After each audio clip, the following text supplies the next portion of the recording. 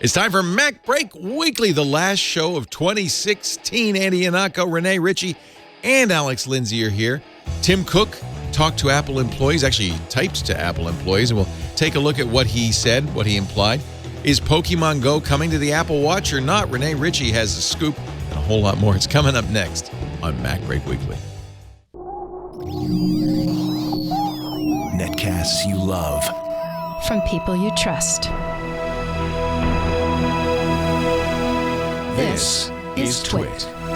Bandwidth for MacBreak Weekly is provided by CacheFly at CACHEFLY.com.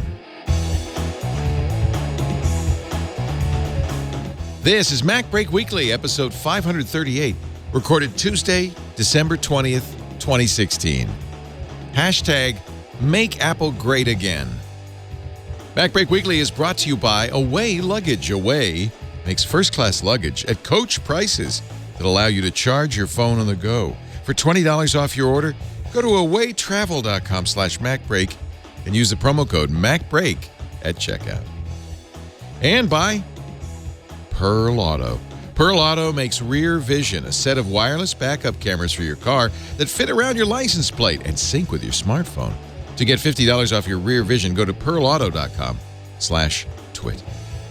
And by Rocket Mortgage. By Quicken Loans, Rocket Mortgage brings the mortgage process into the 21st century with a fast, easy, and completely online process. Check out Rocket Mortgage today at quickenloans.com/MacBreak. It's time for MacBreak Weekly, the latest Apple news brought to you fresh every week. Well, unless something, this is kind of straight out of John Oliver, unless something happens on Tuesday afternoon, in which case it'll be kind of stale by the time we do it Tuesday morning. Hey, he's back. Alex Lindsay from the Pixel Core. Hey, Alex. Hello. Good to see you. Good to be here. Yes. You know, for once, Andy Iannacco might have a one-up on you. Andy Iannacco is also here from the Chicago Sun-Times. And I know from his Instagram, he is in proud possession of Obama Hershey Kisses. I do not have any Obama Hershey Kisses, I will admit. Straight off Air Force One.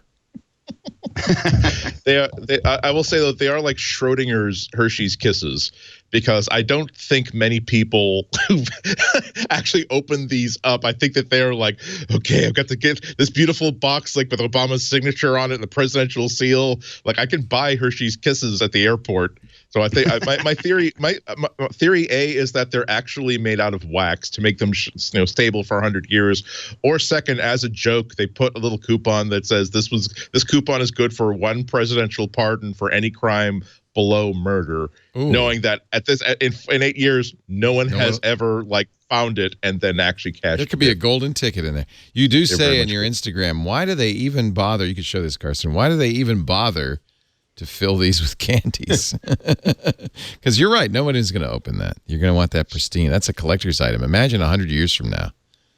The candy will be stale, but the signature is fresh as... It's a nice little souvenir. You should have special twit. You should have special twit twit nerds candy boxes. You got to with your signature and the twit seal on them. I should do that. You're right. You got a very nice tour, it looks like. There's the presidential suite. Is that the West Wing? Yes. And yes, when you tour the White House, you find yourself replaying every scene from the TV show. Yeah. When we're walking down the part of, I don't know what the name of the walkway that the president uses to get from the residence to the office, I was singing "You Make Me Egg Foo Young," and that scene where he and Mrs. Bartlett were at after mass. Yes, exactly. I love it. I love your caption here. A big fan of my Sun-Times column. Invited me to visit his house when I was in town. He moved from Chicago a while ago, but he keeps reading me online. I love that. Very cute.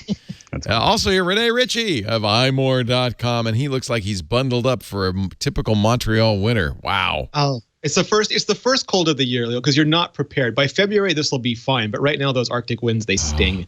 It hurts, doesn't it? It does. My blood got thin over the summer. I didn't really know that cold could hurt until I went to Toronto. And then I understood. Minus 40, you go outside, your face hurts, and you feel the liquid in your head starting to freeze. So you want to run as fast as you can. Yeah, terrible. Let's see here. Has anybody got the actual production AirPods yet? People are getting. Oh, there you go. Renee's got them because that's not fair because you had the pre-pro model too. Now you have a fresh model. Yeah, and the retail. I mean, like they're everywhere now. People are getting the pre-orders already. The people who ordered right away have gotten shipments already, so they're out there now. I heard the stores are sold out though. They're getting incremental, depending on where you are, depending how big the market is. Sometimes depending on the weather, because the weather hasn't been inducive for rapid shipment right now. You can find them in stores, and they will be trickling in over the rest of the week. I wonder if I should wander down to my Apple store. What's the best way to handle that? Yeah, just get to the Apple Store early to catch the morning shipments. And then if you miss out on those, I mean, they let people buy 2 at a time. And I don't think most people really want 2 at a time. So you're dealing with a lot of eBay scalpers. But then check again after lunch because that's when the second shipment will arrive. Yeah. Best Buy, some carrier stores get them in. So if you know a bunch of news sites on Twitter that you can follow, sometimes they'll let you know immediately when they're available. Yeah, I've been done in our chat room saying that Best Buy had them last night. Yeah, and I think AT&T or Verizon had them this morning. You can also, like, if you don't have any for sale at the Apple Store, just like keep walking the sidewalk outside. You'll probably find 3 or 4 of them. They're all left, though. They're all left. Yeah, especially near gyms. Just so you want to spritz out the earwax, but that's about it. Actually, I haven't lost one, and I like Georgia will tell you because she was mentioning this. I'll lose an iMac. Like I'll come in, I don't know where the iMac went, what happened to it, and I haven't lost one in 3 months, and I was petrified that I would lose it. But because they just suck back into that case, and it's such an enjoyable. Like they built the experience so enjoyably, you want to put them in there and you want that sort of feeling. So you're tacitly rewarded for putting them away, and then you have this giant capsule, and it's much harder to lose. Yeah. Mm.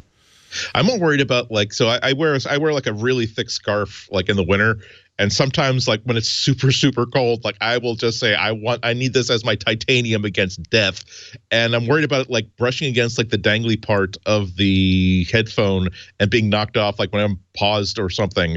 So. I'm glad that Apple will sell you just one left or just one right if you lose one though for like $70. I'm worried about hoodies. Like I was very careful taking a hoodie on and off because that felt like it could hit it, but it was loud enough playing that I knew the second it had been dislodged. Mine don't come to the long little thing sticking out. I'd rather just fill my ear. Renee had him when he was down here, and it didn't look as bad as I expected it to. No, it's not the look. It's just that I'd rather have it more self-contained. Yeah, I'm sure that there's a reason for that, but just it's the microphone and it's probably also an antenna, right? And they wanted that for the boom. The mic is a really good noise canceling mic, and they wanted the. I think, frankly, the idea of 2 mics like that might actually really sound great. You can choose. You can force it to use one mic or the other. Otherwise, it'll dynamically adjust depending on where it's getting the best quality. Oh, interesting. From. Yeah. Oh, that's really interesting. So if you talk out of the left side of your mouth, it'll use the left one. Oh, well, that boy. If you talk out of the right side of your mouth, it'll use the right one. Yeah. So if you're lying or remembering, it'll know which side to use. That's interesting. That's very interesting. Tim Cook has spoken. The forum, I guess it's an internal employee forum. Apple Web. He was doing a Q&A. And they asked him about last week's tech summit. Here's the question and answer. TechCrunch had this. They had a leak, I guess. Last week, you joined other tech leaders to meet President-elect Donald Trump. How important is it for Apple to engage with governments? That's a nice way to put it. He says, it's very important. Government can affect our ability to do what we do. This is Tim Cook writing. They can affect it in positive ways. They can affect it in not so positive ways. What we do is focus on the policies. Some of our key areas of focus are on privacy and security, education. They're on advocating for human rights for everyone and expanding the definition of human rights. They're on the environment and really combating climate change, something we do by running our business on 100% renewable energy. Remember this kind of the somber expression Tim had in this meeting. And, of course, creating jobs is a key part of what we do by giving people opportunity, not only with people that work directly for Apple, but the large number of people that are in our ecosystem. We're really proud that we've created 2 million jobs just in this country. A great percentage of those are app developers. Oh, so they don't actually work for you, Tim. This gives everyone the power to sell their work to the world, which is an unbelievable invention in and of itself. I think that's hard to say how many jobs were created by the app ecosystem. I mean, I'm sure jobs were created by the app ecosystem, but are those newly employed people? Probably not. We have other things that are more business-centric, like tax reform. Yep. Read that a little more carefully, and you'll know that he's asking for repatriation of all those billions Apple has in Ireland. At lower than 30% tax rate. Yeah, not at the full tax rate. I think the rumor target is 10%. Trump floated 10% during the campaign. And something we've long advocated for, a simple system. Tax system? And we like it. I don't know what that means. I think a simple tax system, yeah. Well, yeah, when the tax system is so complicated that Apple is saying we just can't hire people to do our taxes correctly. Out. Yeah. Well, I think their version of a simple system is one that doesn't tax them in place of purchase or place of sale and in place of headquarters. Yeah. Or place of business. I don't. It's a simple system for corporations. It's much simpler for corporations than it is for individuals. Mm. And we'd like intellectual property reform to try to stop the people suing when they don't do anything as a company. Oh, I agree with that. Patent trolls. Does Apple? I guess Apple. Apple had a big settlement, right? $73 million or something. Many times a year they're sued. Well, it sounds like they're going to. The Supreme Court looks like it's going to review the idea of where these suits can happen, so that East Texas gets kind of right. No more venue shopping. The rocket docket. Yeah. There's a large number of those issues, Tim goes on, and the way that you advance them is to engage. And this is what I was actually saying last week. This was after MacBreak Weekly. This happened on Wednesday. But I was we were talking about it on This Week in Google, and I said, these guys go because they have to go. It would be irresponsible not to go. Personally, I've never found being on the sideline, Tim says, a successful place to be. The way that you influence these issues is to be in the arena. You don't have to smile. You should write that in.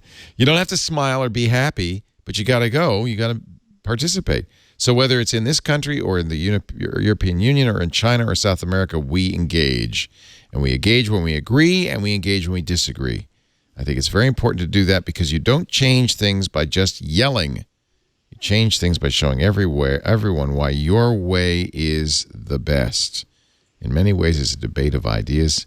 We very much stand up for what we believe in. We think that's a key part of what Apple is about, and we'll continue to do so. That very diplomatic answer from Tim Cook. Yeah. Dr. Doom of Latveria is a great leader, and we're going to look forward to talking to him about all the issues. Yeah. But, you know, Tim, of all of the CEOs that were there, was clearly the least happy, at least the pictures I saw. And I was told on Twit we had Stephen Kovac was on. He's with Business Insider, and he actually was waiting in the lobby at the Trump Tower after to catch some of these CEOs after the fact. And he said a lot of them snuck in. You know, they went in the back way, so you didn't see them coming in. And then Tim, was it Tim? Tim Cook, I think bolted for the elevator. Bolted, literally ran rather than be waylaid and say something. Wow. But that's also, I think, that they don't want to make a photo op. That, you know, Kanye was very happy to put his arm around President-elect Trump and smile for the cameras. That was a photo op, and I think that the CEOs were not anxious to do that. Well, they also exactly. Tweets. I'm sorry. And when you look at the where people were seated in relation to the president-elect, the faces that people would recognize and certainly the CEOs that have been written about the most were certainly placed as close to the president-elect as possible to make sure that they're in the photo. You don't necessarily want to have like the president of Oracle. That nobody has really written about, or the general public has not really seen in a long time. The value is he's sitting down with that person that you see releasing the new iPhone. Don't you like the new iPhone? That sort of thing. And Tim Cook was right next to Peter Thiel, who was right next to the president-elect. So yeah, he had a good seat at the table. More importantly, he was very near the kids.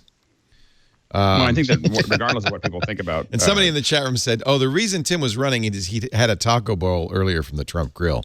And that's not nice. Go ahead. I'm sorry, Alex. No, I was going to say that I think that what Trump has also kind of shown is that he's pretty malleable. So actually meeting with him might actually... No, I think so. It often seems like his opinions are shaped by the last people he talked to. So get in there and talk to him. That was my point exactly. Yeah. Well, yeah, because it's not just because of the tax thing. It's also we're looking at big shifts in policy. We're already looking at a huge threat to net neutrality, And given that, and you really want a chance to say, here is, I don't know who has told you what, but here is why we think net neutrality is an incredibly important thing. And that if people from the cable industry have said that it's totally unfair and totally wrong and totally silly to have Netflix have the same bandwidth as our branded Hulu, then we should have a talk. I understood, but didn't that same article say that Tim, after the actual summit meeting, so to speak, had some private time to have a little bit of a chat? Oh, I didn't know that. Oh, interesting. I think it was the I don't know which I think it was the Business Insider article, maybe. Ah, so well, and I would hope so. And take those moments if you can get them, right. Who knows how often you're going to get the ear of the president, and there's no point in not talking. There's no point, and you can see all the issues that Apple cares a lot about. One of the issues we care about is the Macintosh, and Tim was also at great pains in the same question-answer session on Apple Web to say that Apple is not abandoning the desktop. Don't worry. Let me see if I can read. What are you laughing at? No, it's just that sometimes it's like we have great things in mind for the Mac desktop, just like we had great things in mind for the new MacBook. Just wait. Yeah. He says some folks in the media, my bad, have raised questions about whether we're committed to desktops. If there's any doubt about that with our teams, let me be very clear. We have great desktops in the roadmap. No one should worry about that. Yeah, I mean, the best way to describe it right now is if you have several kids and you love all those kids, but one of them just has a monster singing hit and looks like they're about to have more and more monster singing hits, and you've got to take them to the studio and you've got to fly with them and you've got to follow them on tour. And it doesn't mean you don't love the kid who's in college and doing really well, and it doesn't mean that new baby isn't requiring a lot of attention. But that kid has just got hit single after hit single and is taking up a lot of your time right now. Yeah. Well, the flip side of that is that when you're the kid who, I'm sorry, we only have 4 tickets to Hamilton and we're not taking you. And, well, welcome to Thanksgiving. Actually, we need you to sit in the living room because we didn't want to bring in another chair. When you're absolutely always the last person to be invited and you're not invited to lots of things and you're being told, don't worry, we have great things planned for you next year. Yeah. You're kind of waiting for a put up or shut up moment. The thing that Apple is going to have to deliver in 2017 had better be pretty damn good, because they're people. It's not incorrect for people to wonder what kind of investment Apple does have in the Mac platform. If the Mac does have a future beyond in the roadmap beyond 5 years, because they've been slighted in for a long, long time. And again, there's faith will manage for a certain amount of time, at which point you really have to show me through an actual announcement, even if you can't have hardware, show me here is what we've built. We're not ready to ship, and we're not going to ship it until 6 months, but we're going to have this for you next year. I think that that ecosystem is really important. I think that one of the things is it may seem like we only need, Apple only needs iPhones or only needs iPads or so on and so forth, but you lose your power users to Windows, or you start seeing erosion there, and that can lead to a lot of other decisions being made, at a very high level, of people who are, influencers, if people start to really jump. And I know there's a lot of people, including us, that are looking at, the Surface Studio, the Surface, tablets, and, really thinking that this is this may be our future if Apple doesn't sort out touchscreen, power, that type of thing. Credit, by the way, to Matthew Panzarino at TechCrunch for getting this internal conversation, and I presume it's accurate. Here's the question Tim was answering. We had a big MacBook Pro launch in October and a powerful upgrade to the MacBook back in the spring. Are Mac desktops strategic for us? And Tim answers, the desktop is very strategic for us. I don't know what that means. It's unique compared to the notebook because you can pack a lot more performance in a desktop. That's kind of an acknowledgement that the MacBook Pros really weren't really great on the performance scale. The largest screens, the most memory and storage, a greater variety of I/O, fastest performance. So there are many different reasons why desktops are really important, in some cases critical to people. this really is directed at the MacBook Pro complainers. And by the way, the comment section on TechCrunch after this is universally pans everything Tim says. It's like, come on, Tim. The current generation, this is actually interesting. The current generation iMac is the best desktop we've ever made. Okay, so no mention of the Mac Pro. And the Mac Mini either. The Mini either. And its beautiful Retina 5K display is the best desktop display in the world. I agree with that. It's a very nice display. Although, aren't they selling now these LG 5K? Or are those LG's 4K, not 5K? No, there's 5K. They went on sale today. Yeah, they're not quite the same as Apple because they're matte and it kind of looks different when you put it next to a. A lot of people want matte. I ordered one. Yeah, this morning. That's tempting. Some folks. I'm looking at an LG logo. Oh, and I read this. Some folks in the media thing. So, and then go ahead. It's a huge challenge. I mean, when you and it's not our consumers shouldn't have to worry about this at all. Consumers should just get the stuff that they expect, especially because Apple made all these things appliances. If they still had cheese graters and easily accessible Mac Minis, and we could upgrade graphics cards and CPUs and hard drives to heart's content, then we could still maintain our own computing environment. But the minute they sealed them all up, they took absolute responsibility for upgrading and maintaining those product lines, and they failed to do that for 2, 3, 4 years going on now, and that's absolutely their fault and their problem. On Apple's side, though, they are successful in too many areas right now for the way their company is built. And Microsoft never succeeded at mobile, so they can put all their feathers behind Surface. It's fine for them. And Google is super successful at mobile, and they're just building out their post-mobile, and they don't really have a desktop strategy to speak of. They have a notebook, Surface Chromebook strategy, but no one else is spread sort of as thin as Apple is. And Apple is a company that is not designed to be thick. They are incredibly focused. They don't just add product units. Like there's no Mac unit and iPhone unit and iPod unit, and you only have the same amount of people now giving attention to 5 or 6 different product categories. And we're seeing that may not work. They might have to make hard choices. They might have to make about which products they do, about how they organize or run their company. But year after year after year, we're seeing that the iPhone absolutely gets updated because the iPhone has to get updated, but everything else sort of seems to have to fit in around that. Yeah, and plus it's the burden of having to be the sole manufacturer of everything that's out there. If certain product lines don't they really can't provide the advantage of saying whatever kind of computer you want, it's out there, you can get it. Don't worry, it'll suit you. They really have to not only decide what they're capable of manufacturing, but also what they're capable of selling.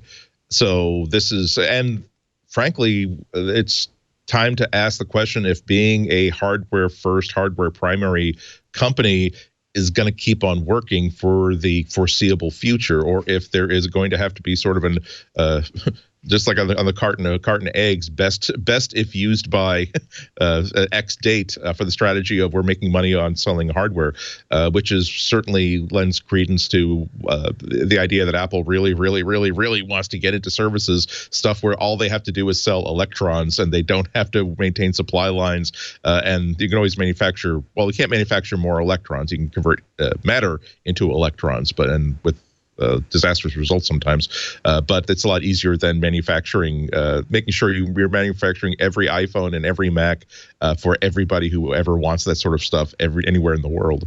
Well, and I do think that they, keeping control of the iPhone, keeping control of the iPad probably makes sense to Apple. I still think that the old, if we look way back to the Motorola and the power computing days, making the OS, the Mac OS, available to other manufacturers to customize.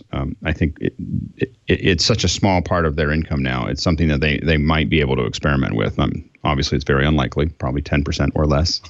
but I think that it is I think that kind of experimentation to allow people, to stop worrying about it, stop putting the engineering resources into those things. You continue to make them if they want, but I think that allowing people to experiment with it now that it's not the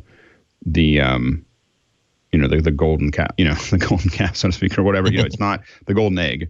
It's not what the company survives on. The company's has plenty of. I mean, when they had the power computing issue and the Motorola, knockoffs that were happening, primarily what happened there was that the power PC groups, the G3, G4, they actually went in 2 different paths. So the G3 built a larger L2 cache, which suddenly made the computers fast. Computers that were supposed to be cheap much faster than the ones that were supposed to be fast, and that was going to be devastating. to Apple. So it's a so I think that, but that Apple doesn't have to worry about that's paying all the bills now, and I think that they do have to worry about people not using. I think that Mac OS right now is still probably one of the best desktop platforms to work on, and it'd just be great if we had hardware that could match it. Well, maybe we will. I mean, this is the implication from what Tim's saying is we're gonna have new desktops. But if we see the direction that the laptop went, I think that for a lot of pros, it's concerning. That it's going to be simplified. Pros can use the 5K iMac even though it's an all-in-one, right? Yeah, but just like you said before, the cheese grater, it was such a great thing because you could expand it for years and years and years and years. Yeah. And if Apple doesn't want to make a new one year after year, I think it's better for them to make a cheese grater than it is to make a cylinder, because the cheese grater will serve people year after year after year. Yeah. And we're using more and more PCs and Linux boxes for what we do, because we got to put 3 or 4 graphics cards into them, or we have to do there's all this customization that we could do to really build these very high performance machines, but we can't do it with a Mac OS because we have to we have a little trash can that we have to work with. What about the accusation that Apple's doing this because it's really a profit center for them, and upgradable machines are much more of a commodity. But a 5K iMac, that's. I think it's more commitment. I don't think Apple's worried about that. They're not thinking about that. No, I don't think so. I think that they're looking for this design process that looks a certain way, that can be something that you're showing off on your table. It's not something that you hide away somewhere. So I think that the design principles is, I think the form is getting a little ahead of the function. Yeah, I think that's the issue more than anything else. I agree with you. Yeah, I think that's exactly right. Yeah. And I think, for instance, with the cheese grater is not beautiful. Well, I think it's beautiful, but I thought it was great. The cylinder was a Reventon, and we needed an Aventador. The concept car is fine, but you need the production car. The tube is clearly form over function, and it's. That's a flop. Let's face it. It was a flop. And there's those of us who want to have 5, 6. We have 3 of them. We have. For us, being able to put 3, 5, 8 cards into a single chassis is something that we would want to do. It's not over for Apple, by the way, because as Hell's Kitchen is pointing out, this, as really slick as the Surface Studio is, and has a great proof of concept that a touch OS is a great thing. I really love this. It's not a powerful machine. It's essentially a laptop with a very, very good screen. 5200 RPM drive. Well, really. Remember that power is a very, very fluid word. We're not just talking about CPU strength. We're talking about what you can do with it. And that's where different form factors really come into play. There are a lot of people for whom the Mac Mini is the greatest computer that Apple makes, because they can buy 3 or 4 of them for the cost of a 5K iMac, and that means that they can have 4 people working on a problem at the same time, as opposed to one person working on a spreadsheet. But that the numbers on the graphs on the spreadsheet look really great in 5K. So that's if there's any real danger, I think, to consumers right now, or excuse me, things that people should be thinking about right now, it's not that Apple will drop the Mac. I don't think that that's going to happen in the immediate future, or maybe even in the foreseeable future. It's Apple deciding that a $600, $700, $800 gray box with rounded rectangles, with rounded corners that you connect to your own screen and your own keyboard is not something that makes sense to the company, that they will say, well, we're all going to be iMacs and Mac Pros from now on. We're going to do an education version of the Mac Mini, but that's only going to be to fulfill regular contracts, because we're starting to get our lunch eaten in the educational market. So there's just it's not the only risk that Apple could ever stop making the Mac, because again, I don't think that's going to happen. The problem is that if they stop making Macs that you need for your uses, whether you're a power user or an intro user or somewhere in between, that's what gets you looking at the other sections of the Edmund Scientific catalog, so to speak. Moving on, this is again from the Apple web post. By the way, before we do, what are our predictions for the Mac announcements? Will they be this spring? Will it only be the iMac will be this spring, and then we'll see what the Mac Mini and the Mac Pro. I've heard they will not announce. You don't think they'll announce new Mac Minis and Mac Pros this spring? I don't know. I have heard that there's a lot of attention on the Mac right now, and especially design attention on the Mac right now, and that's not unusual. Apple does float all these things, and then it makes strategic decisions about when and how, and a lot of it is bound by Intel or AMD or other people's roadmaps, so it's not entirely in their hands. But I believe all those things are being worked on, and the iMac it's their best-selling desktop. Yeah. We buy primarily, like the vast majority of us buy MacBooks, so some of this is weighed by what we buy. If we bought Mac Pros by the hundreds of millions, that'd be their first product every year. We just don't. So they sort of weight things according to the demand, which is not a fair way to do it, especially for creative people, but it's the way Apple's currently balancing. So iMac for sure this spring, and then I think Mac Mini and Mac Pro will be decided. Did you hate having to buy this LG display? I think it's bad for Apple. Like I think it's not very Apple-y. I mean, this is on the Apple site. The price is not Apple either. It's under $1,000. It's a half price. Apple's doing half price on all, or deeply discounted prices on all USB-C and Thunderbolt 3 peripherals right now. It's got 4 USB-C ports in the back there. 1 charging and then 3 data, I guess. By the way, Apple extended that discount to March 31st, so you have an extra 3 months to do it. So if you want to buy in the next 3 months. So $974 is half off? I forget what the exact number is for the display, but everything is up to 50% off right now on Apple.com. I'm very tempted, but I don't have an Apple desktop to attach it to. Well, no, I mean, and the bigger problem is that the interface is the application for most people. You can change all the pipes you want behind the scenes. Nobody really notices. And for me, the screen is how I relate to my computer. And right now I'm looking at an iMac and it has an Apple logo on it. And in my other room, I have a Thunderbolt display and it has an Apple logo on it. And every time I use it, I'm reminded that I use an Apple system. And if Apple seeds that, then people are looking at, LG. What else does LG make? This is a generic PC as far as they can tell. By the way, I think it's a dangerous in our chat thing. room, nobody says that it's a $12.99 list. So this is reduced from $12.99 to $9.74. Still a very hefty discount. Yeah. But yeah, I think it would behoove Apple, even if it's not a huge profit maker, to actually own that entire experience and keep making the displays. I agree. And the routers, and the things that people care about. And if you're going to make a new Mac, make a cheese grater, would you please? Yeah. Or with next generation cheese grater, all the flexibility with all the modern. I don't care what. Yeah, make it look different. Make it look like maybe it lie flat and the cards stick up. I don't care. But just give it I want all the drive bays. I want all the slots. Multiple graphics card slots that you can put in new cards for. Well, look at Alex. He's putting 3 graphics cards in some of his machines. Yep. A lot of horsepower. Yeah. It's all for VR. Playing lightsaber and there's battles. no reason not to, and this is where Apple is a little bit in trouble because really they're using basically stock PC components. So it's that's the problem is their secret sauce is the operating system, but basically they're using those are basically stock PC I mean, components, when you look at the stuff that they're using, so like the CPUs, they spend a lot of time, months and months and months with Intel making it do the things that they want, including go to sleep and power nap.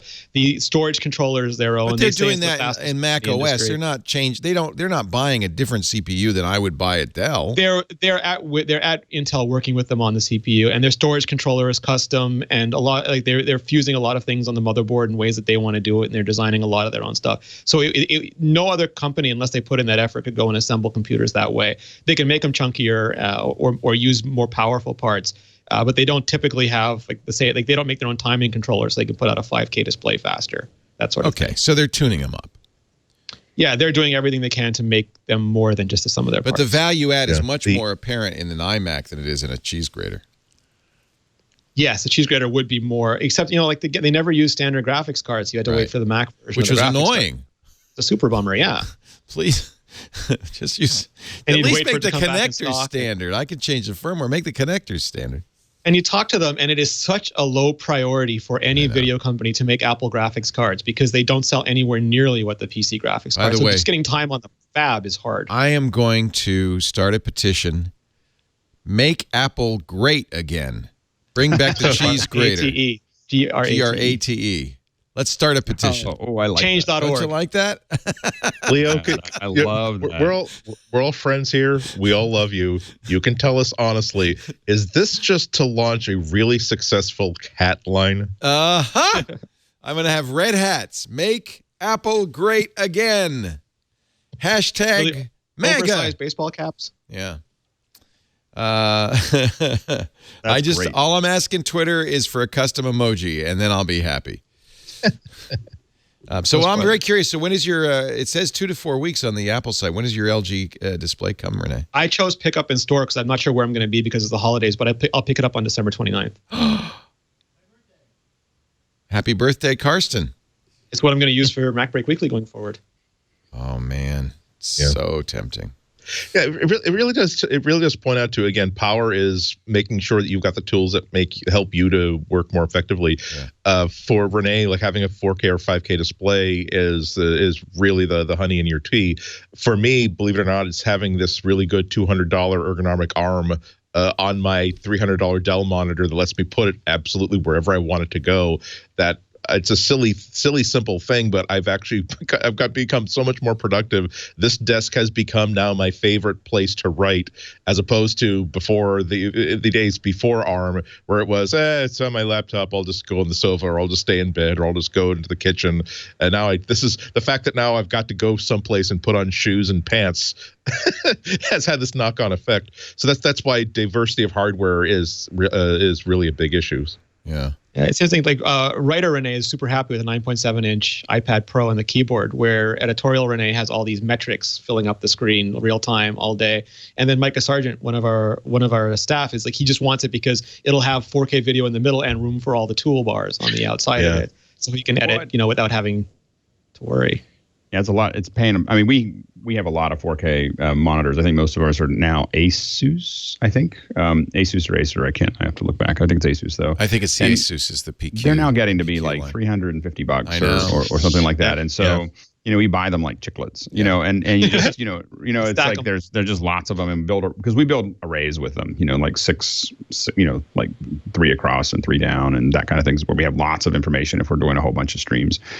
I have a hard time being sold on spending a lot more than that on anything, because if you know what you're doing, you can get most of these monitors to be very close to color accurate. And I definitely get that there are people who are doing something super, like if you're a designer if you're a print designer for the Gap or something like that, they'll be talking about incredible small changes in the yellows or the reds or whatever. So I understand that to some degree, but I think for 99.999%, I have a hard time. I mean, the 4K monitors now are so cheap and they're so good. I mean, I will say I don't like going. I mean, you get used to 4K and you really want everything to be that sharp.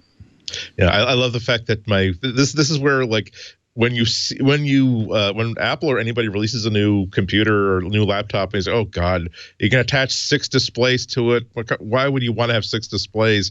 And then now a year later, you're like, "I actually have this extra screen that I'm not using. Wouldn't it be nice to have one so that over here, so that if I were actually wanted to face like the TV while I'm going, I'm not really a 5K guy. I really am like a multiple screen guy. And there are times where I will want to have the big work display, but then there's a second display here that's got a YouTube video that I'm watching as I'm trying to learn how to solder together this thing that I'm trying to put together, and another one over here for social media and metrics and stuff like that.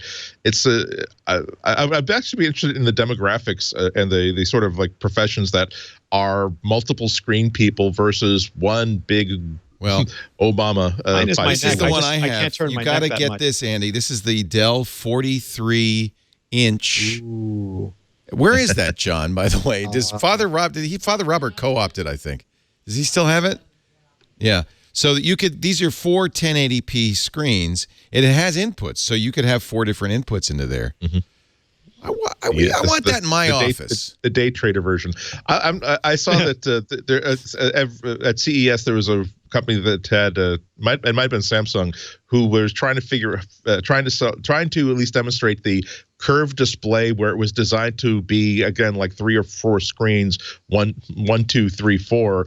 But the problem when you have normally when you have like a huge screen like the one you showed is that if I'm looking this way, now this version of the screen is at an angle. Whereas if you have a screen, I would love to have a 90-degree just curved glass display where no matter where I go. Yeah. And then when I'm doing racing games, I'll just like scooch up my chair, and there I am, checking for passing. I no kidding. That would probably be the $5,000 display that I would actually consider buying. This was under $1,000, I think, or it was around $1,000. It looks like it's like $1,300. Yeah, it wasn't that expensive. Right. Not that I'm looking at. Alex is already looking it up. It's $1,000 it's not super high res. It's not I mean, it's right, not. It's the day trader monitor, exactly as you said. Yeah. But what we do with these monitors, we're monitoring live streams typically, and I'm looking at this, and the problem it's perfect we have for right that. now You can get HDMI, 4 HDMIs into it. Because right now what we do is we have a bunch of little Mac Minis that are all feeding these what a multi-viewer. Blackmagic makes these like 16 up to 1 to 16. But the problem is that 4K signal coming out is very sensitive to long runs, whereas just pumping all the stuff we need to into the monitor would actually be cheaper and more effective. So I'm very excited. You want to try it? You just come over here. I'll have to pry it out of Father Robert's fingers, which means you could go to hell. Yes. It's a possibility. I just want to raise that issue. He's got friends in the Vatican. Well, wait a minute. So does Alex, come to think of it. So never mind. Actually, let's take a break, and then we'll another quote from Tim Cook in that. Actually, I think the most interesting quote from Tim Cook in that Apple Web post. Hi, it's Tim. Just roll Tide. Wait a minute. No, he's Auburn. Yeah. What is War Eagle? And he doesn't tell people what company he works for. Sorry, he just says Tim Cook. He's Tim Cook, War Eagle. I'm going on a little trip for the holidays. I bet some of you are. And I'm bringing the best carry-on bag ever with me. It's the Away bag. Now, I'll tell you why it's the best carry-on in a second. Away makes great, high-quality, smart suitcases for just $225 and up. They use high-quality materials. They're lightweight, but they offer you a lot lower price than those big brands because they don't sell in stores. They sell directly to you. The Away bag, available in 9 colors and 4 sizes. I've got the carry-on. They've got the bigger carry-on, the medium, and the large. And they're all less than $300. And they all come with a lifetime warranty. And I love what else they come with, and I'm going to show you right here. They all come under the, they're, by the way, these are now I won't buy luggage that isn't a spinner, right? 4 wheels. So, instead of dragging it, you could push it with a finger along. But if you look under the handle here, I love this. 2 USB ports and a high-capacity battery inside. So instead of having to find a plug socket at the airport next time, I'm just going to plug my phone and tablet right into that. It's got a TSA-approved combination lock, of course, prevents theft, but as required by the TSA, lets them in. I love the spinner for 360 degrees, means you can just push it along with a finger. I know you've been to the airport and you've seen people with these spinners and said, gosh, I wish I had one of those, as you drag your bag behind you. Also inside, I love this for the geek. It's a patent-pending interior compression system. You buckle in the bulky items. It forces the air out, and that way you can get all of your clothes in a carry-on. And that's the key to great travel, is not checking luggage. There's even a removable washable laundry bag to keep dirty clothes separate from the clean. Lifetime warranty, risk-free 100-day trial period. I will be hitting the road once again with my Away bag next week as I go to visit my mom. There's the medium. I will say that only amateurs check their personal exactly. Exactly. It's like exactly. No, thank you. But if you have to, you can always look at all the colors too. You get the large, and don't get black. I was stupid. I got black. Every bag today on the carousel is black. Get a color that is a little less green. Then you'll know it's your bag. Away has a special offer because you're listening to MacBreak Weekly. $20 off your order if you go to awaytravel.com, awaytravel.com/MacBreak, and use the promo code MacBreak at checkout. And by the way, you can return it anytime in the first 100 days for a full refund, no questions asked. So there's no risk at all. Free shipping, too, in the continental United States. Just go to awaytravel.com/MacBreak and get it right now for $20 off with the promo code MacBreak. We thank Away Travel for their support of MacBreak Weekly and for giving me my bag for my trip to see my mom. The charger in the bag is so important because isn't that great? You land, you forget to turn off your phone, you always forget to put it on airport and airplane mode. Yeah. And then when you land, because it's been on looking for connections, it's dead, and now you can't get an Uber. Not that that's ever happened to me, or even happened to me last week. So yeah. So it's just like in case of emergency, you just got it right there. Well, also there's the added benefit of being able to lord it all over all the people, all the nomads. It's so funny when you're sitting there and you got your phone plugged into your bag. They really do give you a look. They go, please, sir, may I have some jealous, so jealous. Tim Cook continues on. Good. Actually, I think this is a good question from one of the employees. What do you consider to be Apple's biggest differentiator? And what can employees do to foster and advance those efforts? We're making money and they ain't. Yeah, that's a good one. But Tim didn't go there. He said our greatest differentiator is our culture and our people. They are the foundation by which everything else comes about. By the way this is written is very colloquial, and I could tell this is not something that was written by a PR department. That Tim, I would be willing to bet money, was at the keyboard typing this. As opposed to some PR, because the grammar's a little awkward in certain places. It's clearly it sounds like his voice. It sounds like him.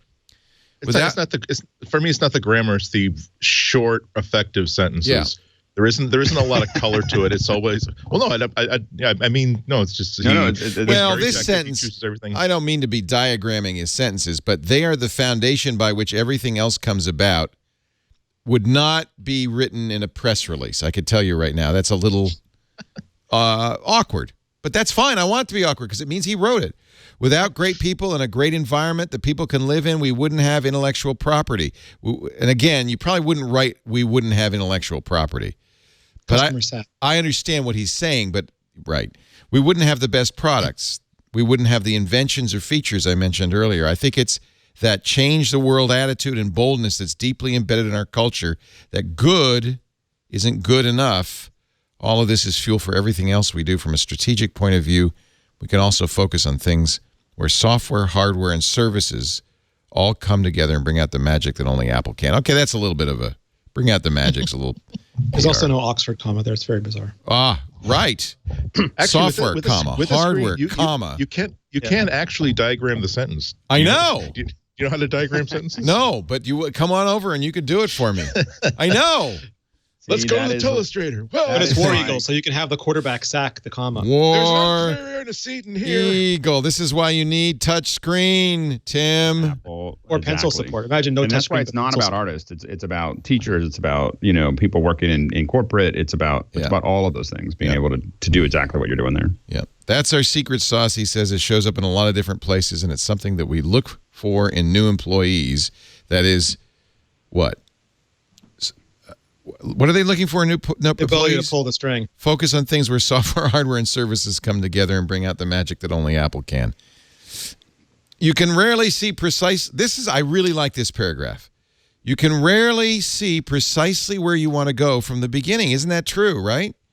In retrospect, this feels like Tim and his personal philosophy. In retrospect, it's always written like that, but it rarely is like that. The fantastic thing about Apple employees is they get excited about something and they want to know how it works, what it will do, what its capabilities are. I think he's talking about autonomous vehicles. I think he's talking about the car project here. If they want to know about something in an entirely different industry, right? Also, the watch was like this. Yep. They start pulling the string and see where it takes them. Now, I think in here we got to insert if they're Johnny Ive. Otherwise, they ask me first. They're focused on... Tim, is it okay if I pull your string? Yes, go ahead. They're focused more on the journey, which enables so many great things to happen. But I think that this is an interesting and very important way for a company to be run. It's not quarterly profit focused, but let's find hey, this is something interesting. I think Google does this too. This is something interesting. Let's drill deep on this and see if there's something here, as opposed to, give me the business plan first. Well, and I've talked to folks who used to work at Apple that say that they've gone through the entire process of developing whole products that they would die to have in their house, and then Apple decides there's no business for it, and they turn it off. Yeah. By the way, that's right. It doesn't say that we're going to bring it to market. It just says you have the chance to work on it. Yeah. Just in the past couple of years, pulling that string on watch and fitness led to Research Kit, and Research Kit led to Care Kit. Now that, I think, is something that speaks to Tim Cook. I don't think that speaks to customers particularly, and maybe why the watch hasn't really become a category. This is great, but do customers really care about Research Kit and Care Kit? I don't know. Doctors do.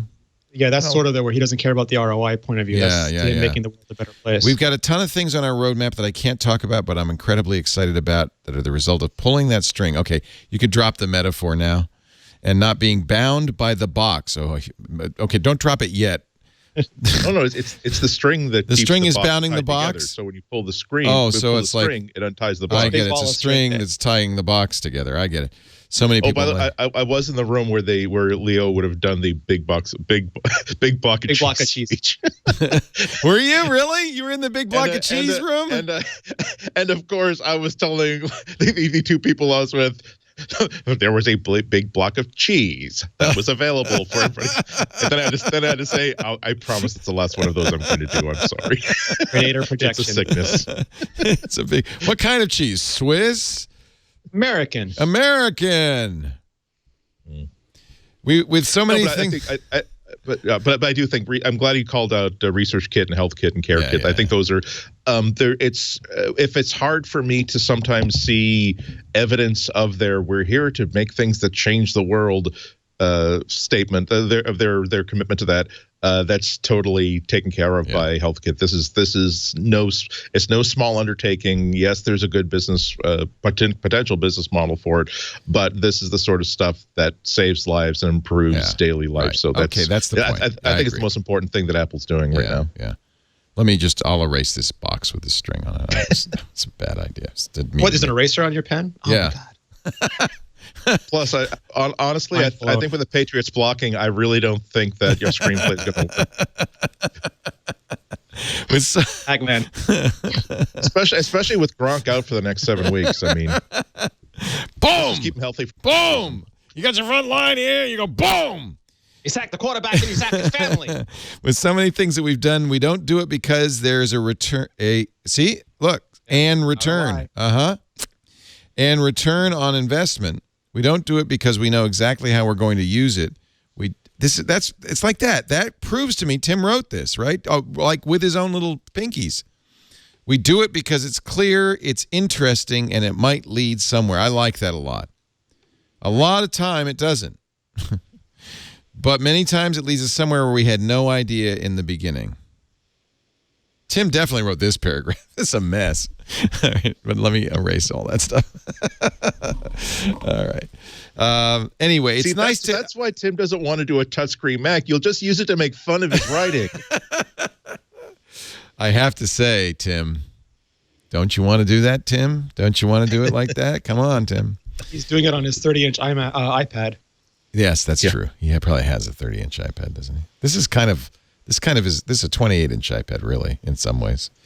All right, that's the extent of Tim's pronouncements. I do think that this is a nice thing for a CEO to do, and I'd love to see more of that. Speaking of repatriating money, of course, you remember the EU has told Ireland there's a $14 billion fine. Ireland, you need to collect at least $13.6 billion in back taxes. Apple is appealing. They appealed yesterday, saying, I think quite rightly, the commission retroactively changed the rules. We did everything in good faith. And I just think this completely undermines the entire rule of law within a country. For the EU to tell Ireland that you have to now go back into the past and charge someone for something that Ireland doesn't even believe in. Yeah. It's one thing to say you have to change the rules in the future, but it undermines every contract, every rule that every country makes with other in the EU with corporations. And it is it is absurd. This is why the EU is having trouble keeping people in the fold, is because they do things that are nuts like this. Apple's statement said the EU, quote, took unilateral action and retroactively changed the rules, disregarding decades of Irish tax law, U.S. tax law, as well as global consensus on tax policy that everyone has relied on. The U.S. Treasury even said that the EU is making itself a supranational tax authority that could threaten global tax reforms. I don't know how long it takes to resolve stuff like this, but I bet it's a long time. And even Ireland says we didn't give Apple any favorable treatment. In fact, they're accusing the EC of selectively targeting Apple. Oh no, maybe Apple's saying that. So that's certainly possible. Google too has to deal with a lot of stuff there are some anti-Apple laws internationally. There are some anti-Google laws internationally. What a kettle of fish they're stuck in. Yeah. The EU and Marguerite Vestager, who is the commissioner responsible for this, told Ars Technica the commission will defend its decision in court. So, and I'm not arguing about its merits about whether they should or shouldn't tax more or less. It's the fact that they're going back so far. You can't change the rules. That is just crazy. Yeah. Like it is just no. Anyway. Well, it creates an environment where businesses can't make decisions. You can't make decisions. Anyway, I'm kind of stunned that people could be so stupid. Sorry,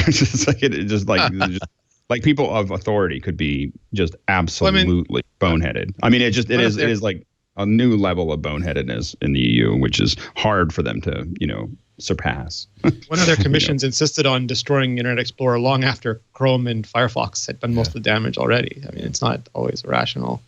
Yeah. Yeah, I came up with that crazy browser ballot, which we didn't have here in the States, but if you saw it, if you're in the EU, when you first installed Windows, you had a choice of all these different weirdo browsers in addition. And nobody saw it because they were running Chrome. Right.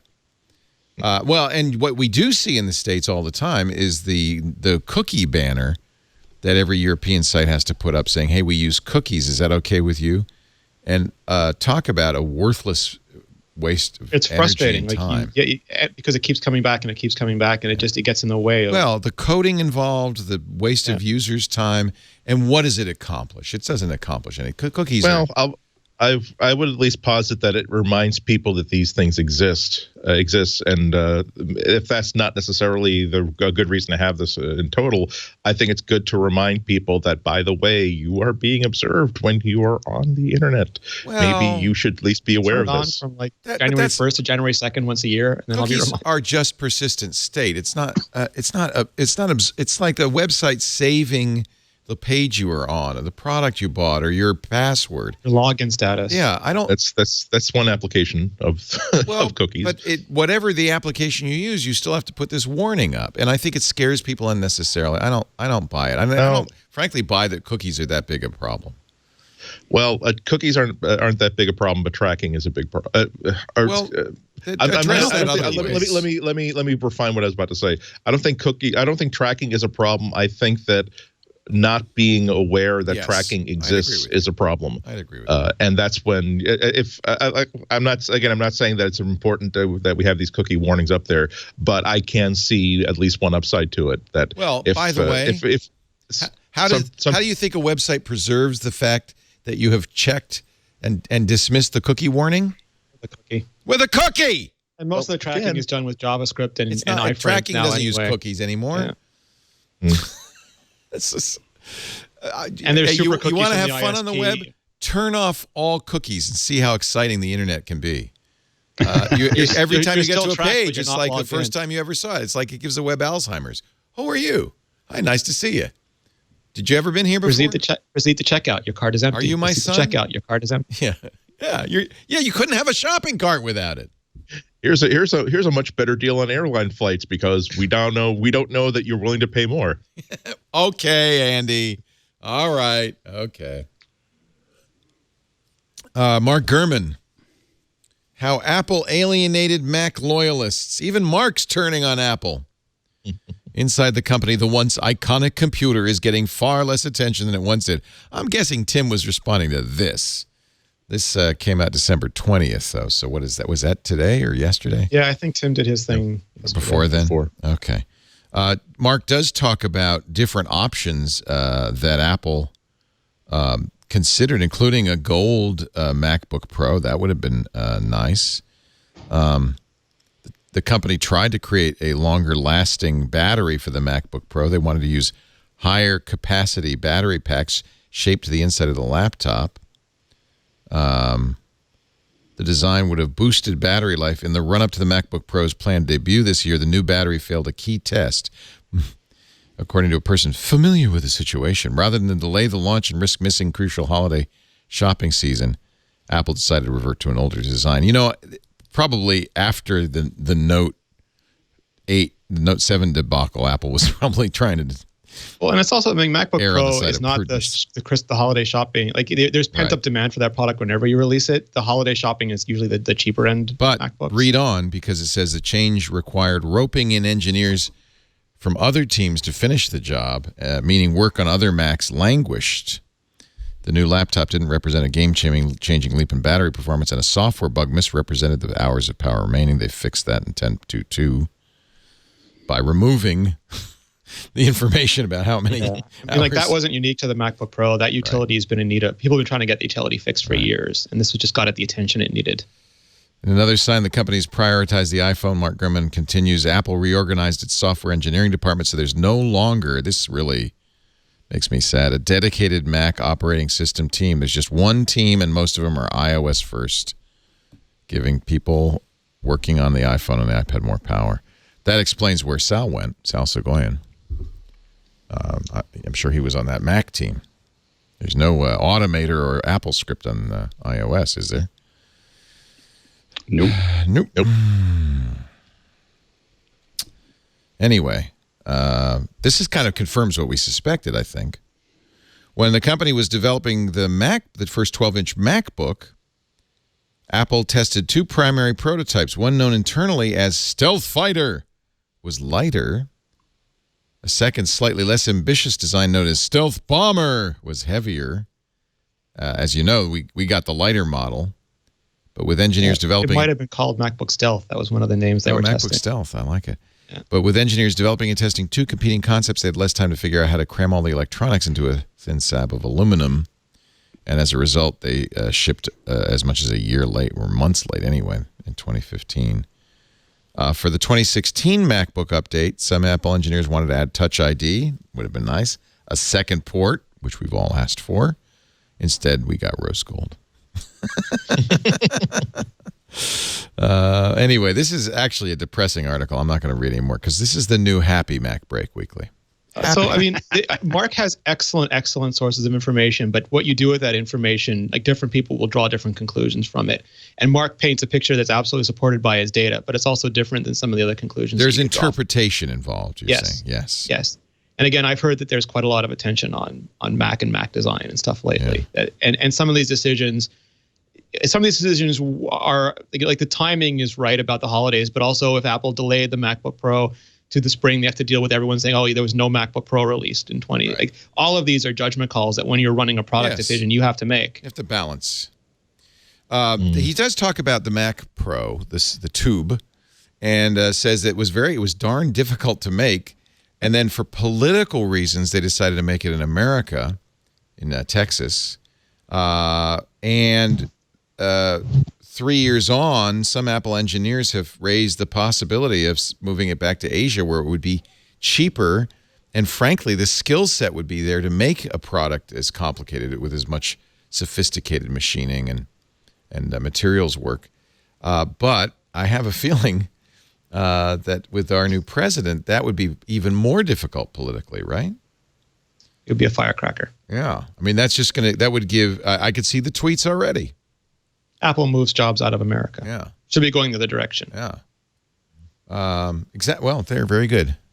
And then something about failing Apple and stupid or dumb. Boycott. Yeah. Boycott. Well, actually, that's kind of a consideration. We've seen now twice that. Well, I'm not being facetious. It's a huge consideration. It's not just Boeing and Lockheed. Public back eye, exactly. Yeah. Someone makes one tweet and suddenly you lose about $18 billion in value. Yeah. Billion, and then the stock market and place also. I can't imagine. It's very, very interesting to consider all the different strategic thinking that's going on about how to interface with this new version of the White House that's coming in January. Gurman does say that they're considering putting the touch bar on standalone keyboards, which a number of people have asked for. He says Apple will decide whether to release these based on how well the features do on the MacBook Pro. This is the sad thing. Mac fans shouldn't hold their breath for a radical new design in 2017, though. Instead, the company is preparing modest updates, USB-C ports, a new AMD graphics processor for the iMac, and minor bumps in processing power for the 12-inch MacBook and MacBook Pro. And once again, what do we not see in this list? The Mac Mini. Or the Mac Pro. Some of the stuff, like we've known for a while that, or like it's been widely speculated for a while that the MacBook Pro was supposed to ship at WWDC and it didn't. And they got it out when they could. But, if they'd waited longer, they would have had more in it. And the iMac was probably scheduled to ship this fall. And that's the bump that it gets. You have the iMac. It's already running Skylake. If Kaby Lake is ready, you get that in there. But USB-C and Thunderbolt 3 is what you're betting your future on. So you put those. Like Apple is a very logical company. When you look at it, especially in hindsight, you see the decisions that they make are defined by the products that are available, the technologies that are available, and what their market wants from them. And that's the iMac we were always going to get, the iMac update we're always going to get. So I'm not sure if it's depressing or not. It's the next iteration of iMac until there is a radical new design. And what that radical new design isn't really clear yet. I'm hoping they're not as radical as the MacBook Pro. No, it's not. But that's the thing, right? Like if they just spec bump it, we're disappointed. And if they change something major, we're disappointed. I mean, I still think that if they left the left side of the MacBook Pro alone and just put USB-Cs on the right side, everyone would have been like literally 90% of the upset would have been gone. And done a big CPU and speed upgrade. Yeah, just upgrade that. Everyone would have been like, that's great. And then the next one they can do something, except they could leave our mag adapter alone. But I think that a little bit more of a progression between pieces of hardware. And I think one of the reasons they're jumping so much is because they're not planning to update it anytime soon. So they're going to do whatever they're going to do, and then they're not going to touch the MacBook Pro form for another 3 or 4 years. The spaceship launches next year. We're going to talk a little bit more about that. And, we got lots of little tidbits. And, of course, your picks of the week coming up in a bit. But first, a word from Pearl. Did you know that rear view cameras are going to soon be mandatory on all new cars? I think that's really a good thing. But if you don't have a rear view, because believe me, I can no longer drive a car. I can't park if I don't have a rear view camera. I can't. I literally can't. I'm so hooked on my rear view camera. But maybe you have an older car that doesn't have a rear view camera. I've got a great solution for you. Rear Vision from Pearl Auto. It's the easiest to install. It's the best because it has 2 cameras. It's a camera frame that goes around your license plate. If you can install a license plate frame, you can install this. And then you see it has that OBD2 port adapter that you plug in. When you mount your phone on your dashboard event, they have the mounts for you.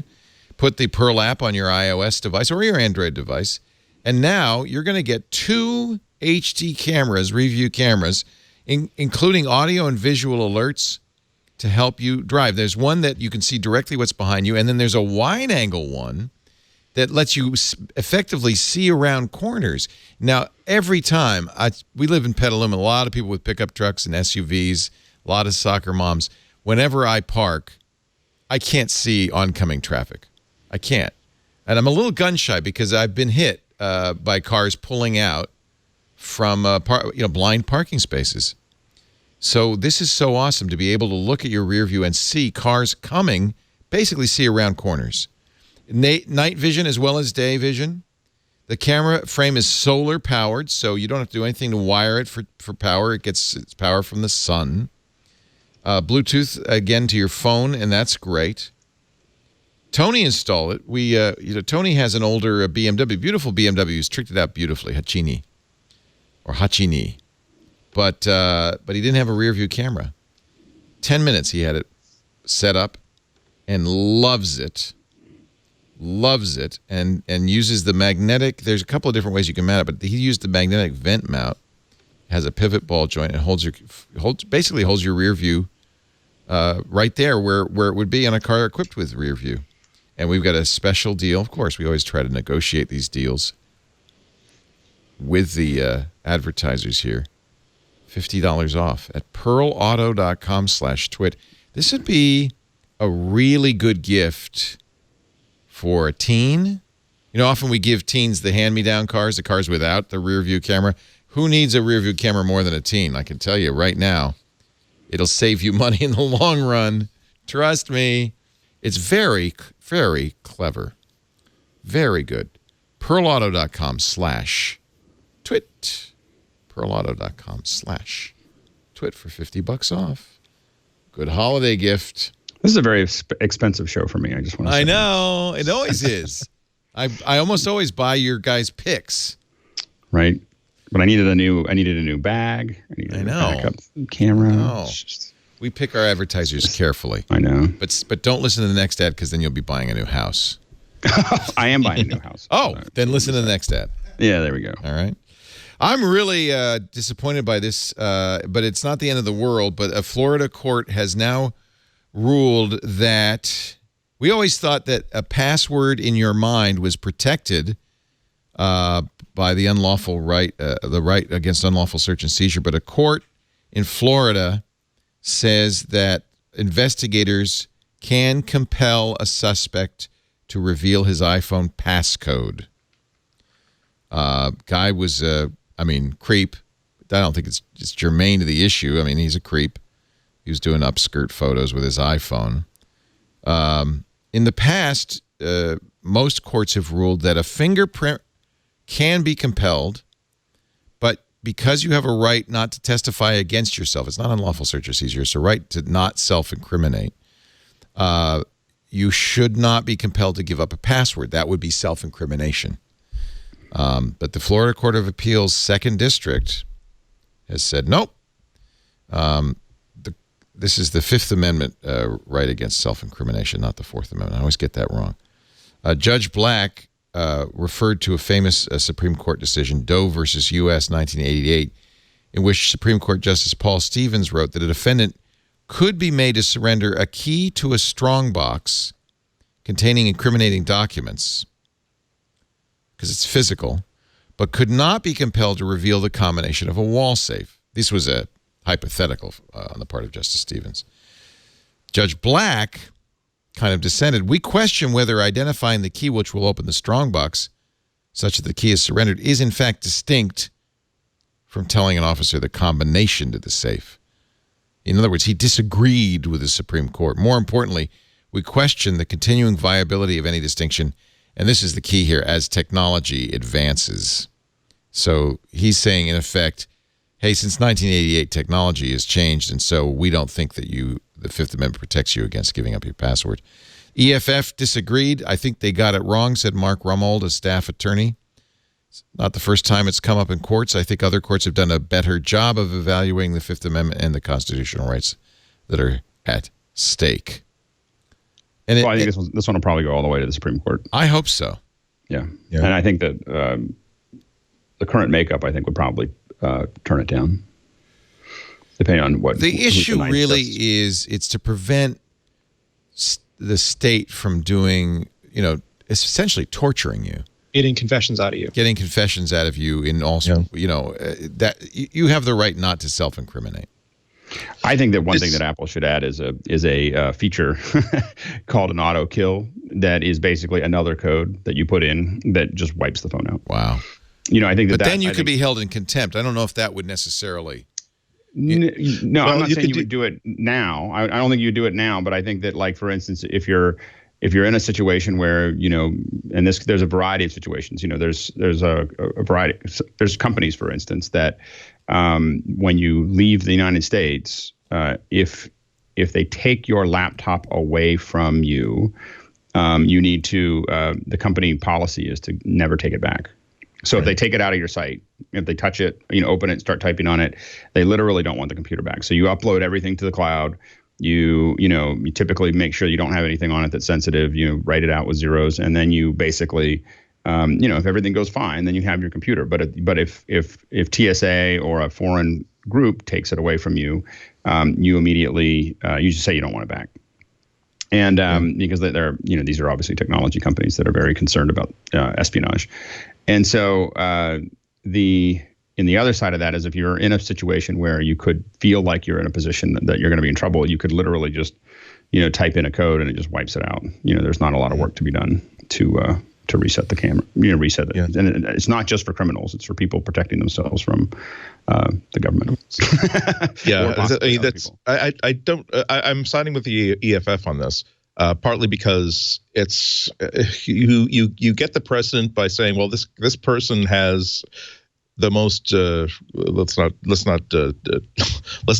ruin the flavor of the show by saying the sort of evidence that's on this phone, but the sort of thing where it's there, we just needed to get rid of this guy. We need and this is someone who needs to be gotten rid of. But then it becomes we see a lot of misapplications of warrants where a court can get a warrant based on you're supposed to say, here's what we're looking for, here's why we need to get it, here's the person that we're trying to get it from.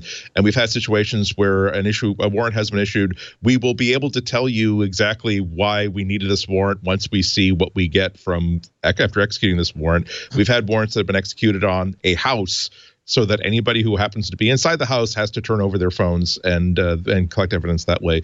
And that's these things stack up on each other. However, I have to admit that I am bothered by it is a different world today than it was in 1988, where there was a time where the Fifth Amendment meant that if I know that I was there in the room and I held a gun to this person's head and I pulled the trigger and I killed this person, I can't be I have the option of saying I've refused to answer that question. You can't be forced to confess.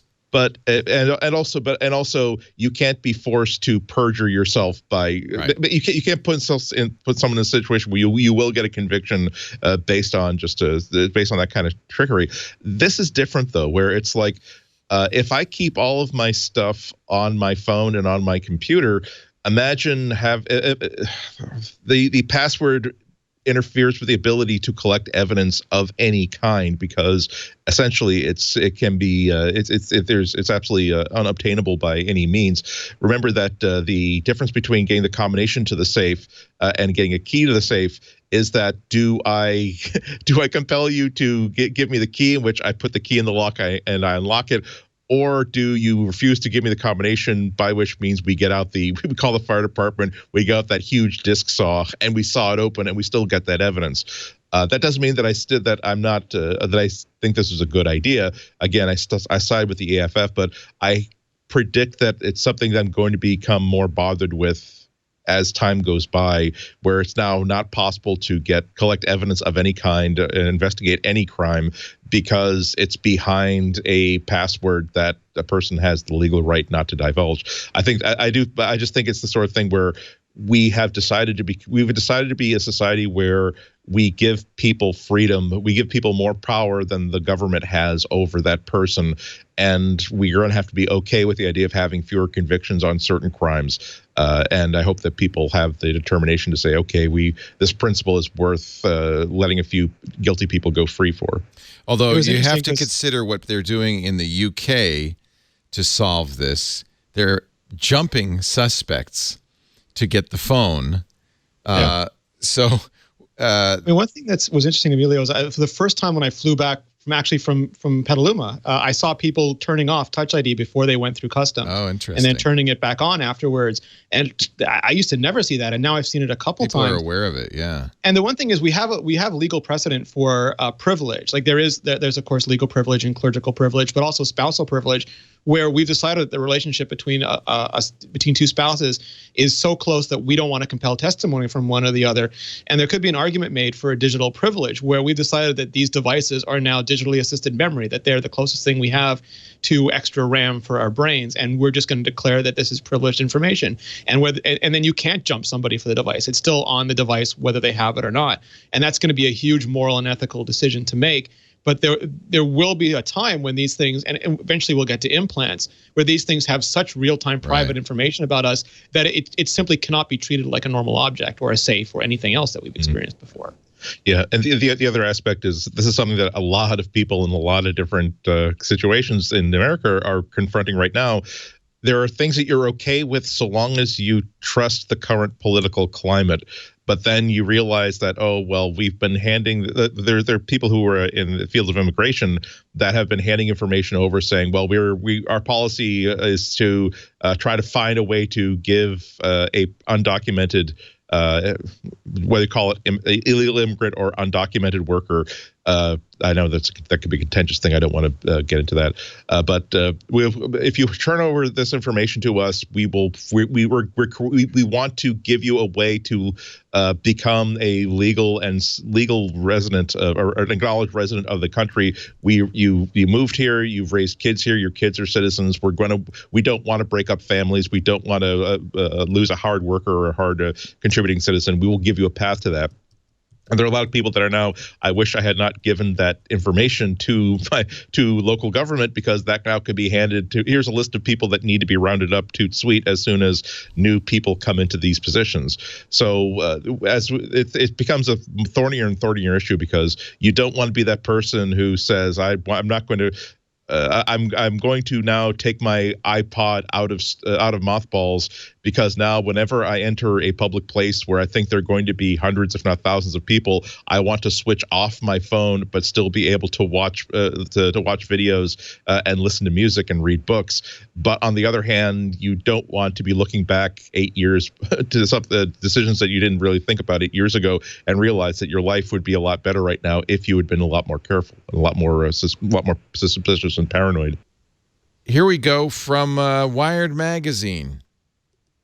The Electronic Frontier Foundation has released bought, I should say, a full-page ad related to this topic.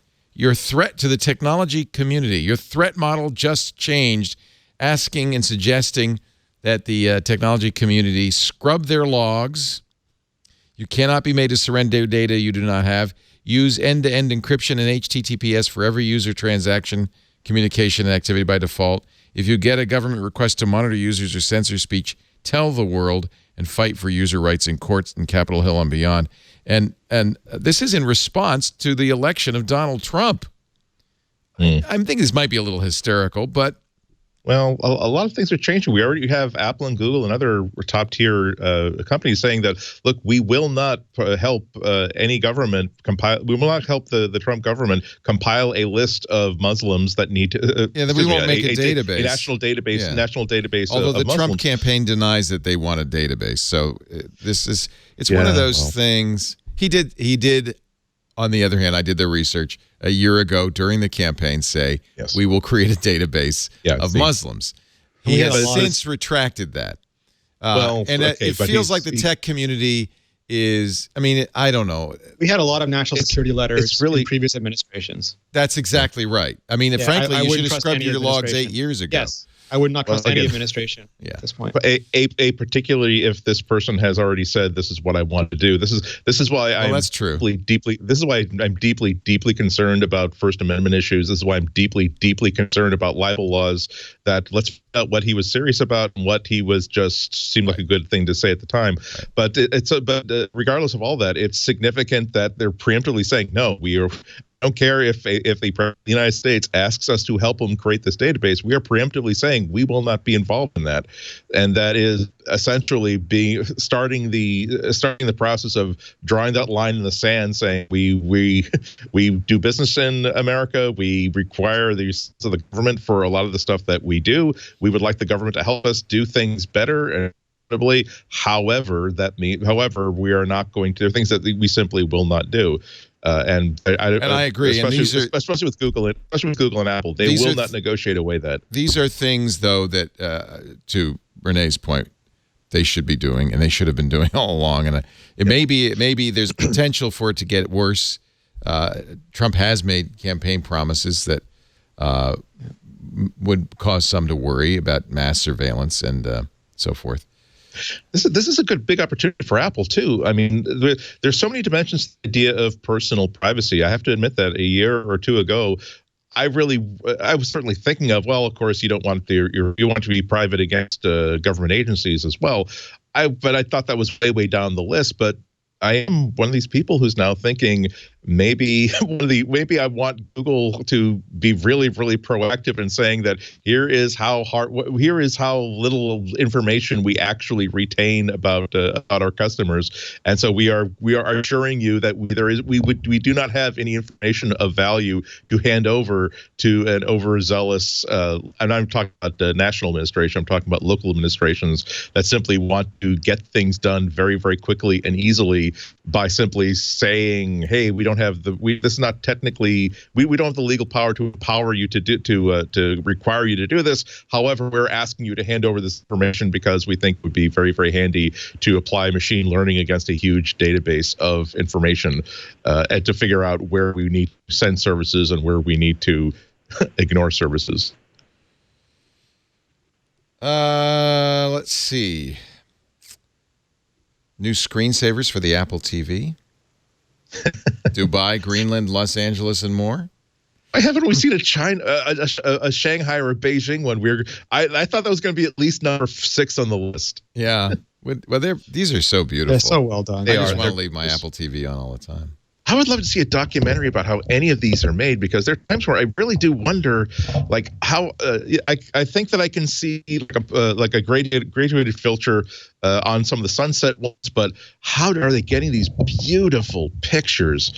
Helicopters and drones. There's no certain well-known city photographers. Well, I asked Vincent Laforet because he did a book of aerial photography, which is beautiful, and he's done drone and helicopter shots, and he was very cagey, and I got the strong sense that Apple doesn't want anybody to know how they did it or who did it. It's all NDA'd. Yeah, it's all NDA'd. Yeah. So he was able to say that he had advised Apple, but he wasn't able to say much more. So, and I think Alex Lindsay knows a little bit about that kind of thing. That these companies they want to preserve the magic. Yeah. Yes. But I agree. I'd love to know it because everything's easy. Yeah. They do. Yeah. So it's not. Yeah. Niantic decided not to do an Apple Watch app for Pokemon Go. You must be in tears, Rene Ritchie. Totally not true. Well, I mean, so 9to5Mac is a highly respected outlet. They do fantastic work. They're an incredible news organization. But I have heard the exact opposite of this from people who are in every position to know. So the story from Jordan Kahn is that, and we knew Niantic was doing its own band, right?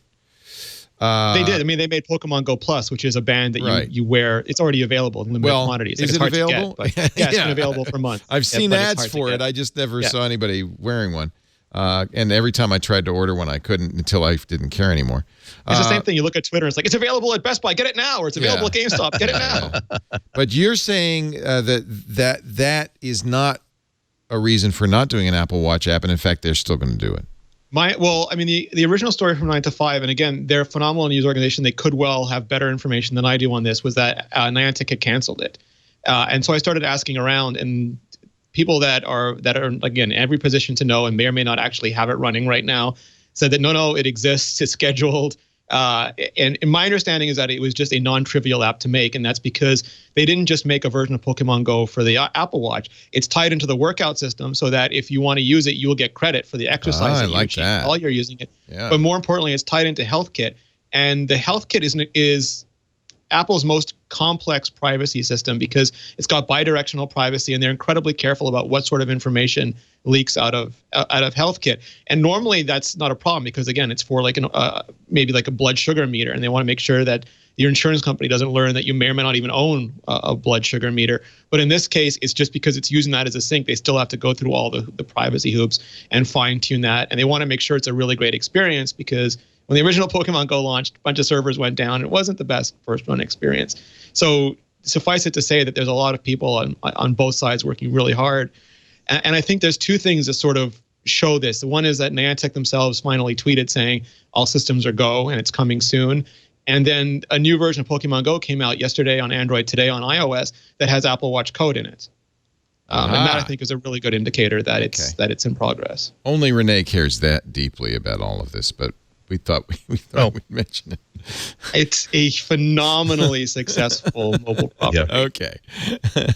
It also points to. I love it. I'm just teasing you.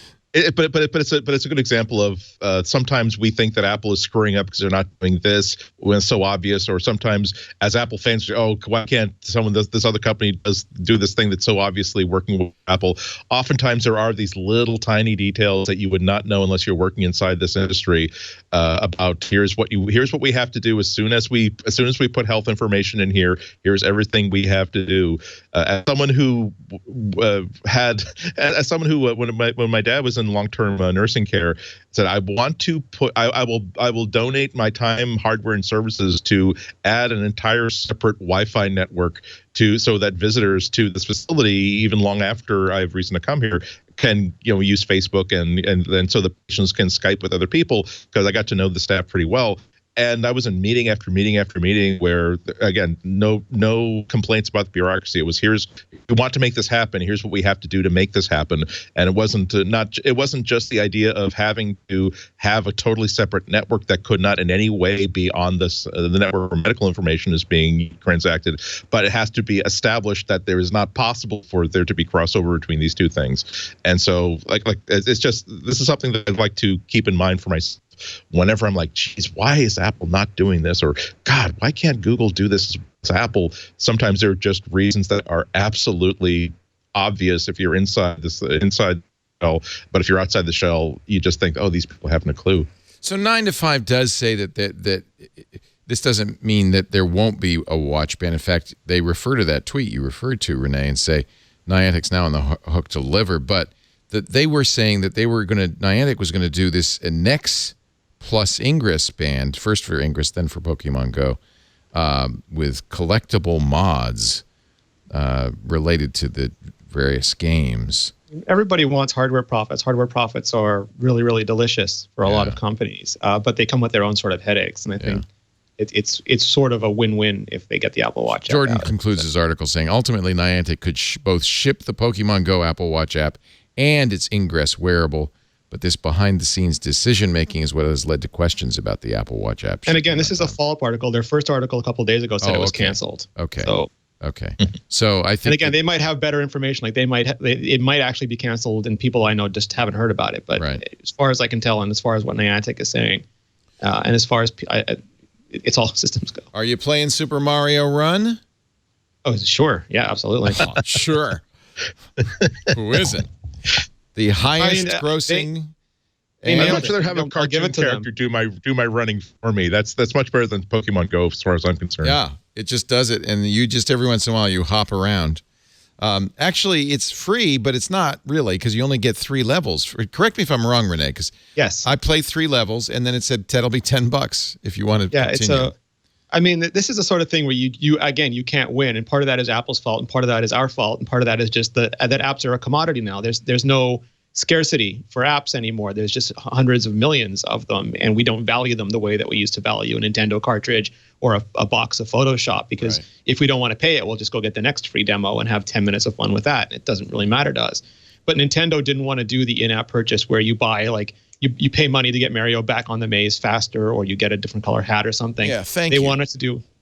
Yeah, absolutely. Well, actually, they are doing that though, because you can buy decorations, right? That's all. Well, there's a one-time in-app purchase that unlocks the game. There's the $10 in-app purchase. Yeah. But then there is a store where you can buy other stuff for your. Yeah, that's all in-game though. I mean, that you just collect the little coins. You don't buy it with money. You buy it. No, there's no pay to win. Okay. Yeah, there's no pay to win. But a lot of people played the first 3 levels and then got that $10, upgrade, and they went to Apple Store and they said this is the worst game in the history of games. I'll give it 1 star because I can't give it less. They need to communicate more clearly. This is a demo.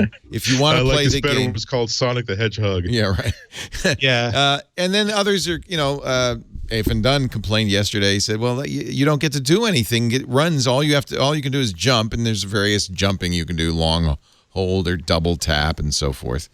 I found it pretty fun, actually. The big disappointment for me, and we talked about this last week, is you can't play unless you're online, which means I can't play it on an airplane. which is that's my extremely primary frustrating. place to play. Yeah. So I got the new Field Runners, and I had the same problem where they're doing that too. Well, the new one, I guess, had it. I just know that I got on the flight and I started taking off, and I was like, okay, I'm ready to play, and then I was like, I can't get connected, and I was like, well, maybe you have to download content. I don't know. So this is Field Runners Attack you're talking about, and I haven't played it yet. But I like you got me started on Field Runners. I love Field Runners, and this is the new Field Runners, which is, how is it different? Field Runners is a tower defense game that we just love. It looks like it. I haven't gotten to play it yet because I play games on flights. So I'm gonna. It's kind of Clash of Clans meets Field Runners is what it is. Yeah. Oh, too bad. So I think that it requires that, and so it's my solitary. I just went back to the old Field Runners. And by the way, talk about in-app purchases. This is one of them gem games. And the more gems you have, the more fun the game will be. Whenever I see a gem... Well, what's interesting is I find that the old Field Runners, or Field Runners 2, is actually a real... For me, I mean, I've spent a fair amount of money on it. I mean, not massive amounts of money. How do you spend money on it? Well, you can buy more of the little points that you need to buy the things that you want to play during the game. Which is... What I like about it is that you just... You can definitely play the entire thing and play all of it the way through. I did. I didn't even know you could buy something. Right, and so you can, but the gold that you get for each of those games, you can go buy 20,000 of those. Okay. Instead of earning them. Right. And so and I earned a lot of them, and I was very stingy, and then I got into one level and I started, I just paid, I just bought $20 worth of them and just called it a day. And then that's lasted me like a year. so it's been, it's been, because, you win some back, you get them, and it's all, but it just being part of that currency to kind of pick it up. They definitely got some money out of me to do that, but without it being this thing that stopped me from playing, which I think the model was actually pretty good. And I haven't looked at the new one enough to know. So I am not of the proper generation to judge Super Mario Run, not having played Mario in my youth. It was my first. I didn't get the Pong and the Atari and the ColecoVision. Generation, yeah. But I had the Nintendo Entertainment System, the Super Nintendo, the Game Boy, all those things. I grew up with almost every Mario game, and this just to me is a Mario game. Like Nintendo was so good at melding the controls of the device to the experience of the game. And sort of, this feels like it's not the Mario game that you're used to with the buttons and the jumping and the running. All you can do is jump. Yeah, but they really nailed that experience. And it makes me, I just wish so much that they would make MFI Nintendo controllers, because that's the experience, holding that gamepad. And then their apps on the Apple TV. And that's hundreds of millions of people that they, or on an iPad, that's hundreds of millions of people who could still buy Nintendo hardware, those controllers, and just play those. Don't even make the new stuff. Keep the new stuff on the Switch, but put out like everything from Donkey Kong to Super Mario Brothers and Super Mario World, and just have at it. I am so waiting for the Nintendo Classic Edition to after. I hope they make more of them, because that's the first games console I've been super excited to actually own, and it's not just nostalgia. Some of it is that, just like I'm willing to pay to see any movie that Harrison Ford is in, because I just like him and the characters he plays. And sometimes, get to see the new Mario, see what Mario's up to right now. So yeah, because I was the sort of person who had to take the batteries out of his Game Boy, because I could hear the music when I put it when I closed my eyes. So and that's the maybe a fan. It's a different game, but it's very similar. I mean, you still have to save Princess Buttercup or whatever her name is, and it's Peach. Yeah, Peach. I mean, there was a little bit of pushback on that, because a lot of people say we're of the generation now where Mario and Peach should both be an option from the get-go. Okay, whatever. And then I love it's got the sounds. Somebody in the chat room yesterday when I was talking about it said, Leo, you clearly know nothing about Nintendo. So the sound was great. I mean, the music was great. I thought it's great. He says Mario, and the whole thing's there. It's got this. It's the level of crest. I think Nintendo has game designers that are as good at what they do as Apple's designers are at what they do. They're just so well done, and the music that's in these games, the Mario theme. It's if you go into YouTube and just look for Mario covers, And it's not just, oh, isn't that amusing? They're playing this in a symphony orchestra. These melodies and the way that it progresses, it works when you have just a guy playing it on acoustic guitar, when you have a jazz combo playing it. And this is something they composed for the background while you're just collecting coins and trying to get points. As I said, it's games that are designed by Nintendo are just gorgeous art objects. I love them. It's the one big argument I had when Roger Ebert was talking about how I don't believe that the games can be art, and that's when those arts we had via email. Okay, let me show you. It was. I also think people should know, and this is from Apple Insider, that the game. Well, the reason the game connects to the internet is pretty clear. In an interview Mashable had with Shigeru Miyamoto, is it's anti-piracy. He said security for 3 paragraphs, and then the guy at Mashable, who gets all the credit in the world, said, by security, do you mean anti-piracy? And Miyamoto says, yes. But that it also is more than that, because it's using a significant, not non-trivial amount of data, somewhere between 40 to 75 megabytes per hour of play. And the recent Pokemon Go update did similar, and what they've done is moved a lot of sprites off the local install to make that smaller and faster, and then a lot of the renders get done on the server and pushed down to you. Yeah, so you want to play this on Wi-Fi unless you have unlimited data, and you won't be playing it on the airplane. But I think once you're in the air and you're paying the exorbitant go-go tax, then you're fine. You could be, yes. It's also a safety thing, because a game like that, when you're telling people to please turn off your devices because we closed the cabin doors, that adds at least 15 to 18 minutes. Please, I just got to clear this one level. No. Yeah. And that's the pilot who's doing like the pilot sitting in the back row on the deadhead. Yeah, we've got an indicator. We're gonna have to just have a maintenance come here. Damn it! It's amazing. My 11-year-old godson, we pass Mario Street when we drive to his house, and every time we pass it, he goes da da da da da da, and like he's 11, but it's still part of his culture. I love it. That's cute. That's really cute.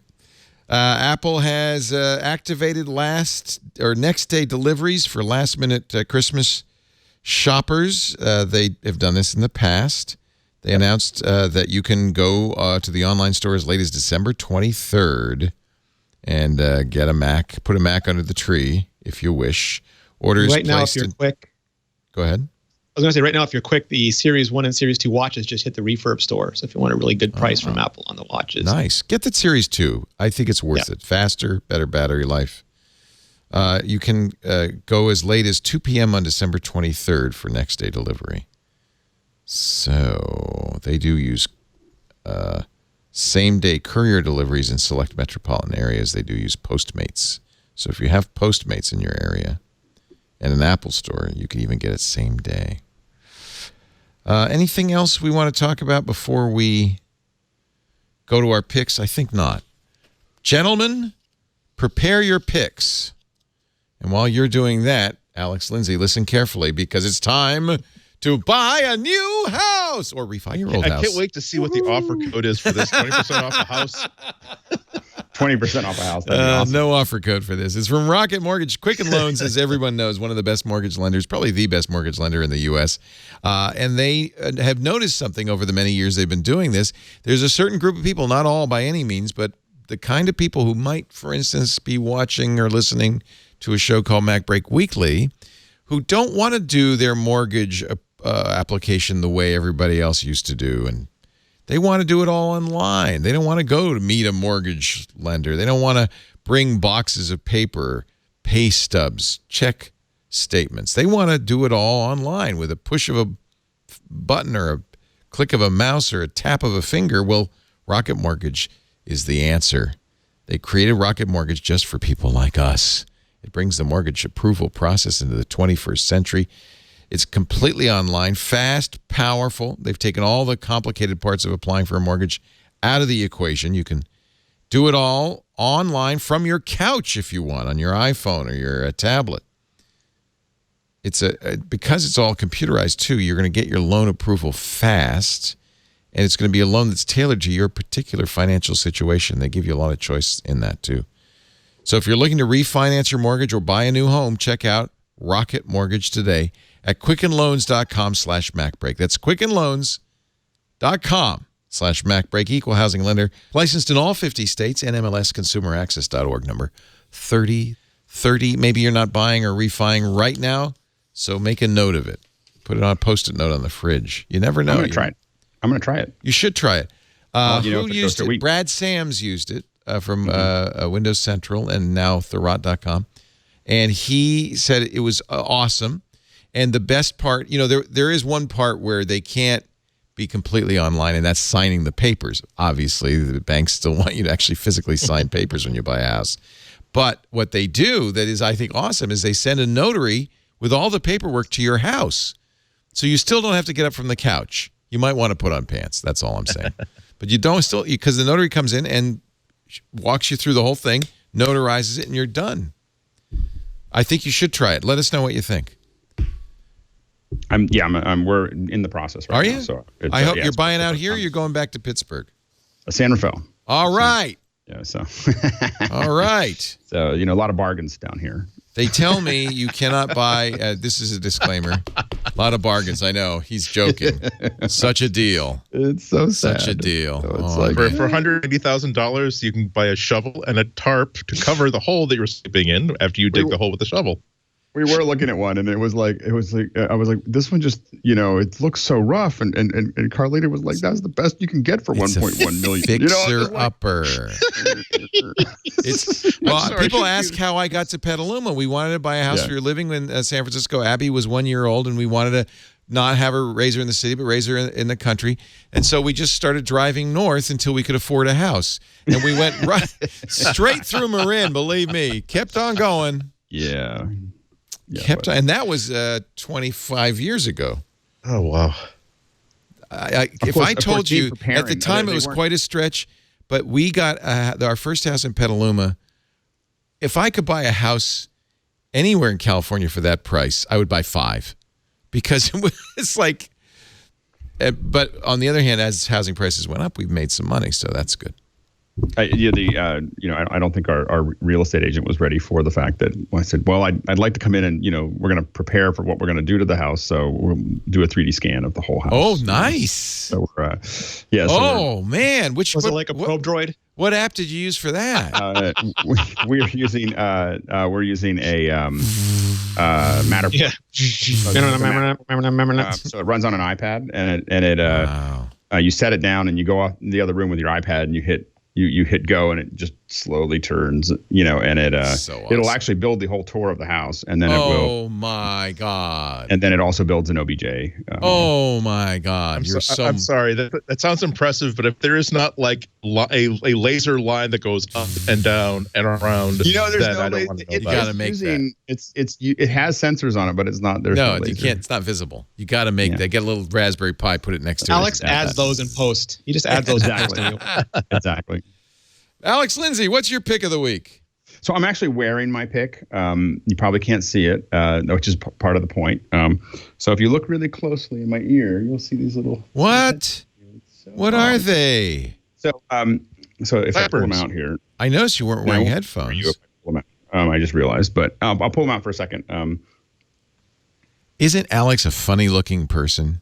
He's just so. What the what? So that is a. We spend a lot of time in locations that have a lot of guys with security, and this is how they do it. So I walked up to one of the guys, and I asked him. I saw these headphones a couple times. These really, really low, low profile. Yeah. So after seeing it 3 or 4 times in a couple different parts of the world, I asked the guys, who makes your headphones? At first I walked up and they were a little like, what are you talking to me for? And anyway, but to a person, they these are called earHeros. And so earHero.com, and they make them for sports as well. But these ones this one is the security one. And they don't have, so the one thing I'm still trying to work out is all the mic setup. There is no mic kind of built into this. It's really listen only. What's nice about them is that they're not $150, so it's not the cheapest set of headsets. But you can hear everything around you. So when you put them in, especially if you're listening to a podcast, you're listening to a music is not the best thing for it. It doesn't have a lot of bass. But it's really built for intelligibility around spoken word. So obviously these are designed primarily for comms. So mostly what you're doing is you're plugging these into a radio and so that you're able to basically hear everything around you, but also hear people talking to you at the same time. And then the mic system is usually a separate, that's typically what someone's, holding up their hand or grabbing onto their collar or whatever. So that's a separate system. This is just the listening system. I always like it in the movies when the Secret Service agents are talking into their cuff, like that's somehow covert. Chief Twit is on the move. Yeah, right. It's like, come on, no one talks into their cuff unless they're a Secret Service agent. Well, and they have a lot of them have them on. I wouldn't say Secret Service guys, but a lot of folks that do security also have them here, and they'll grab on and talk. And it's not necessarily. I mean, once you're wearing these, even these are light. There's another layer of this which is wireless that you can put into your ear. I'd be afraid of losing it in my ear.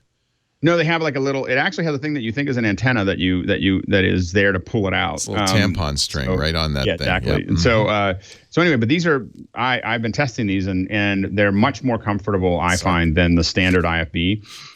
They're actually much harder to see unless you pull them into the front. Than when you're looking at stuff. Than your standard IFB kind of coiled up, piece. And the fact that you can hear around it really gives you the ability. I find myself listening to NPR or Twit or Marketplace or whatever, walking around at Whole Foods buying food, and I just have it on the background. It's like I have now recreated the audio for for wherever I'm at, listening to whatever. I generally mostly listen to spoken word anyway of some sort, and so.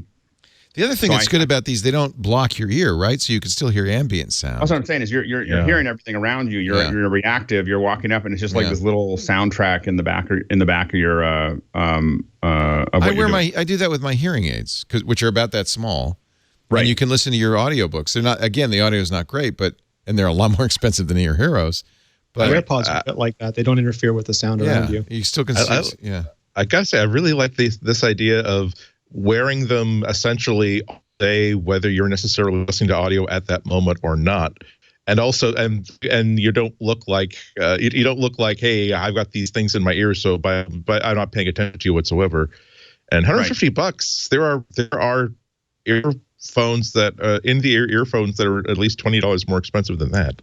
Well, and they don't sound. They're not going to be as good. It's sexy as hell. No, I know for audio, but it's for spoken word, but. That's sexy as hell, I gotta say. They're pretty amazing. So anyway, I was anyway we spend a lot of time and money on our headsets because we spend a lot of time in comms, for what we do, and so we're always trying to. So this is the best I found so far, and it's great. It's great also because one of the nice things about it, I wish more people did, was this is actually a short little connection here, so that you can put this into some other kind of system, and you're not committed just to the one that they sent you. So it's very well designed, and again, primarily for security and so on and so forth. But I think for people who want to have something kind of very low profile that also you can hear out that is still wired, I think that's it's pretty nifty. So I want to get the covert tactical earHero. Well, that's the one I have. I mean, that's what this is. Yeah, because we didn't see it the whole show. Right. Well, that's the whole thing. Well, and I think we're going to kind of convert it to when we work with high profile folks. A lot of times, we used to have the big coiled ear thing, and this is going to be, we're going to get a bunch of these. Then you'll just look like strange people hanging around for no reason. I would want the big headsets myself. We do a lot of stuff where you're talking to folks. People are having a two-way conversation with someone that's on Skype or on Hangouts or whatever, and you want them just to feel like they're. I mean, like he's listening to somebody else. Yeah, that makes sense. Yeah. I mean, the issue is that it's like when you're doing something like Skype, you think that you want to just leave it open, leave the speakers open with the mic, and that's the way they tell you, for Hangouts or whatever. Yeah. Skype is worse than Hangouts, but they really, even if it works, it's constantly cutting out, and even if it doesn't cut out, it is degrading the overall audio quality as it tries to do echo cancellation, and it's just really not. You almost always want to wear headphones when you're talking on Skype. Learned my lesson. Yeah. Andy Anako, pick of the week, sir. Impromptu pick of the week, a really good zippered hoodie. Yeah, I noticed you putting that on. Is it chilly there? Yeah, it's about 20, 22 degrees, and after 10 minutes of sitting in the outer office, I'm like, okay, I'm just this break time putting on another layer of socks, and the really good, the one that I only wear when I just need, like, I'm shoveling snow or I need the tactical weapon against the coldest. But I have a really, oh goodness gracious, we should Rene and I should like commiserate about. It's going to be even worse when when Alec moves back out. It's like, great. It's going to be people who are like never experienced anything lower than 50 degrees or higher than 73 degrees versus the people who are like, hi, do not adjust your set. I'm actually kind of blue here. But my pick of the week is really timely for this week. A lot of one of my few traditions with my tech column is the last second gift guide, things that you can buy like the day, Christmas Day, when guests are coming up the sidewalk and you realize that, oh, they brought Stu. I didn't know they were bringing Stuart. I need to get a gift for Stuart. And one of the best things you can give for anybody who is any way interested in comics or not interested in comics, but they like the Marvel films, is a gift subscription to Marvel Unlimited. This is one of the greatest subscription services of any kind ever. It is for about $60 a year. You can buy a gift subscription for $60 for 1 year, and you get access to 17,000 digital comics by Marvel, where basically everything they publish hits this service about 6 months to a year after it hits the stands, sometimes even less time. And they are diligently filling in their back catalog. So if you are really into what Marvel is doing right now, it is probably the only affordable way to keep up with one of their annual event series, because each Marvel comics are $4 per copy, and the event itself is 8 issues, but you have to buy another 13 or 14 comics a month just to follow what the story really is. So if you're willing to wait, that's how now I read Marvel comics. I just can't afford to spend I can't take the risk that I'm spending $80 or $90 to read the story and there's really no ending to it and I don't really like it. But I'm perfectly happy to spend $70 a year and then read it 6 months later. But not only that, but it means that you can read all of John Byrne's Fantastic Four. You can read, I think that Walt Simonson's Thor is up there. All of really every era of Fantastic Four, from Jack Kirby all the way up to Kirkman. You can, when you read online, someone talk about, oh boy, I wish the Fantastic Four were as good as when Kirkman was writing it, or I wish wasn't it great when Dan Slott first took over Spider-Man? You don't have to buy $20 trade paperbacks. You can just click into your tablet, download all the issues from that run, and then just read them page after page after page. And you have access to the entire library. You can read them live and stream it, so to speak, issue by issue. I think that you can download as many as 12 issues from your personal library as you build your library to your device, whether it's your iPhone, your iPad, Android, or whatever. After that, you have to start removing things from your iPad, but you will still have great stuff to read after you board your plane. I really think that it's one of the things that makes reading comics in this day and age just fantastic. As I said, I have a lot of complaints about how Marvel publishes their stories and how they tell their stories, but they're pretty much all negated by the fact that, well, if you think that comics are too expensive, if you think that you never know how many you have to buy to get the story, if you're okay with waiting 6 months and essentially read them all for just $70 a year, and it's all you can eat.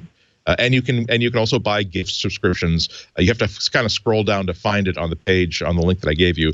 But you can give a gift subscription, and that's the sort of thing where, again, when you find out that your cousin brought their kids and everyone is giving gifts to the kids, it's an easy thing to just run upstairs, run a distraction play with your spouse while you run upstairs and make the gift subscription and make the purchase, and then come back downstairs with a sheet of paper with a code on it.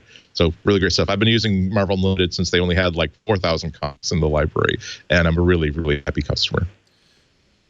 Very nice indeed.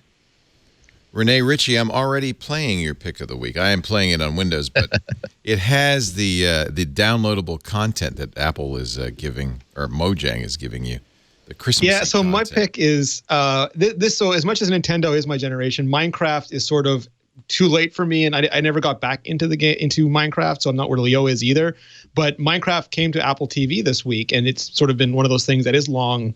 There was long promise, and people have been looking forward to it, and it turned out really, really well. We had one of our editors, Lori Gill, take a look at it, and she really, really liked it. You do need one of these, which is a controller, and I recommend the Steel series by Nimbus. Yeah, you know, I had a Steel series Strata XL, and I was trying to play it on the Apple TV, and it worked sort of. Yeah, it's the Nimbus that you really want. I think the problem was I had the Android version or something. Yeah, I want to get the Nimbus. That's the one I want to get, huh? Yeah, and it's a good controller. It's a good experience. It looks good. It fits the control scheme for the platform. It's not a huge departure for anyone who's played on any other platform. It's just nice to be able to sit in the living room. And if you have an Apple TV, just put it right on the Apple TV and just enjoy Minecraft to the full extent of the virtual Lego universe. Sit down here in the Christmas pub and just watch you play. I have to say, I like the... Now, the problem with it is that Minecraft for the Apple TV is $20, which seems... Yeah, I mean, that gets back into the economy where people want to make money. I mean, the tradition of video games is you buy the game for whatever, like $60, $20, whatever it was. And there are companies who are really locked into that model.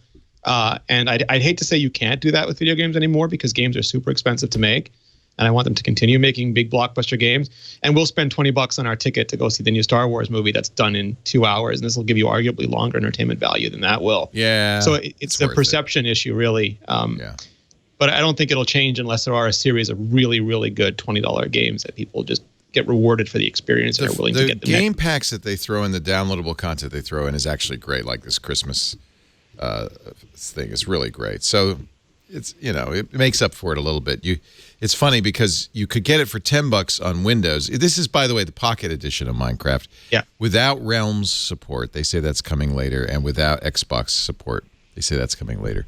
But the Windows version is going up to $26 soon, and you still have to pay $3 or $4 for the downloadable content. So, which I did though happily because hey, it's Christmas in Minecraft land. Windows and Office can't fund everything at Microsoft anymore. All the little snowflakes. Just so it's cute. a lot of fun, and it gets people into the living room, especially at the holidays. Not everyone is staring at their phone. Not everyone is locked in their room with their computer. Staring at you playing video games. Yay! Well, I mean, like you can just watch your. Like, it's almost a joke, right? Like the kids playing Minecraft while watching YouTube videos of someone playing Minecraft. But this at least lets you sort of join in the experience with your kid if you really want to. I don't know. Is this a gingerbread man I just harvested? I wonder if I can eat it. It's a Santa Pikachu. I guess. Oh no, my worlds are colliding. A good. You can pick. go to a Lego store and buy Minecraft Lego, which is really the world turning back on itself. Yeah, isn't that's really strange. Yeah. So how much is the Nimbus? Because I think I'm going to buy one. I think it's $49. If I remember correctly, it's like $49 but it's a really well built. Like anyone who's had a Sony or an Xbox controller will feel right at home with this. It's exceptionally well made. I've had mine since the Apple TV launched, and it's still perfect condition. Works really well. Double thumbsticks, all the controls you would imagine on a normal gamepad. My most important question before I buy it: handle being thrown to a carpeted floor in disgust. Well, I mean, if you aim for the TV, it's better because then you can break everything at once. You won't have disgust with Minecraft. There's nothing disgusting about Minecraft unless you do something stupid like to fall into lava with all your stuff. Not that you would ever do that. Not that I would ever do that. Or thank you, everybody. You guys are great. Yay! Yay! This is our last show of 2016. Aw. Next week is the best of that we've been compiling with your help. It's going to be a great show, and all of you appear in it. We will then be back on January 3rd. 3rd for the 2017 edition of MacBreak Weekly. I know. You never. It's a whole year from now, Leo. That's not a bad thing. It's like, have you ever thought that? Thank God I don't have to think about it. Is no longer 2016. Yeah. I don't. At this point, I'm not even expecting that I will still be alive on January 1st. It's not a great year for anybody. No. Yeah, anybody could pass at any moment. Oh, we haven't seen 2017 yet, so I'm not going to say anything. That's my fear. Yeah. It's conceivable we'll look back nostalgically on how wonderful 2016 was. Oh, you think that in 2017 someone will bring David Bowie back to life and then kill him all over again? Oh no, I'm thinking they got out when they knew the opportunity was there. They're somewhere performing and enjoying a Christmas classic like this. You see what's coming? We're out of here. Thank you so much. Is my sound on? Because I don't want to miss this audio. Let me turn the sound on. That's legitimately great. I think that some people are like sarcastic about it, but I'm not. The greatest vocalist of the 20th century with one of the greatest pop vocalists of the 20th century. Yeah, it's just actually, they're both pop vocalists. But yeah. Bing Crosby and David Bowie. A newborn king to see. I enjoy this unironically. No, it's a little weird. It's a Bing Crosby special. It's a little bit weird when Bing Crosby goes to the door and says, "Oh, it's David Bowie. Come on in, David, and let's sing a song together." But it's absolutely a beautiful version of this song. That voice, both of them. You got your baritone, you got your tenor.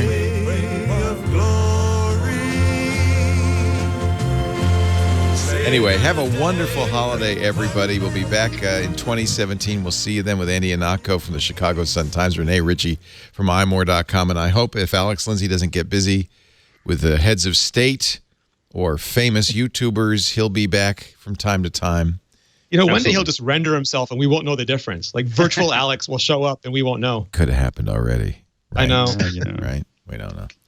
Anyway, thank you all for being here. We do MacBreak Weekly, and we will be back with a brand new show next week. It'll be best of, in the sense that it's the highlights of 2016. But those are always fun to watch and listen to. We do it live normally at 11 a.m. Pacific, 2 p.m. Eastern Time, 1900 UTC on Tuesdays. Please stop by and say hi. We have a lovely studio audience here today, rather large one, considering. If you want to be here, though, we'll put a chair out for you. You just got to email tickets@twit.tv because we don't want Mo, our security guard, to shoot you on the way in. It's embarrassing when that happens. Got to clean the carpet. Yeah. No, I'm kidding. I'm a kidder. Thank you all for coming. Have a great holiday. Happy New Year. We'll see you in 2017. But for now, anyway, time to get back to work because break time is over.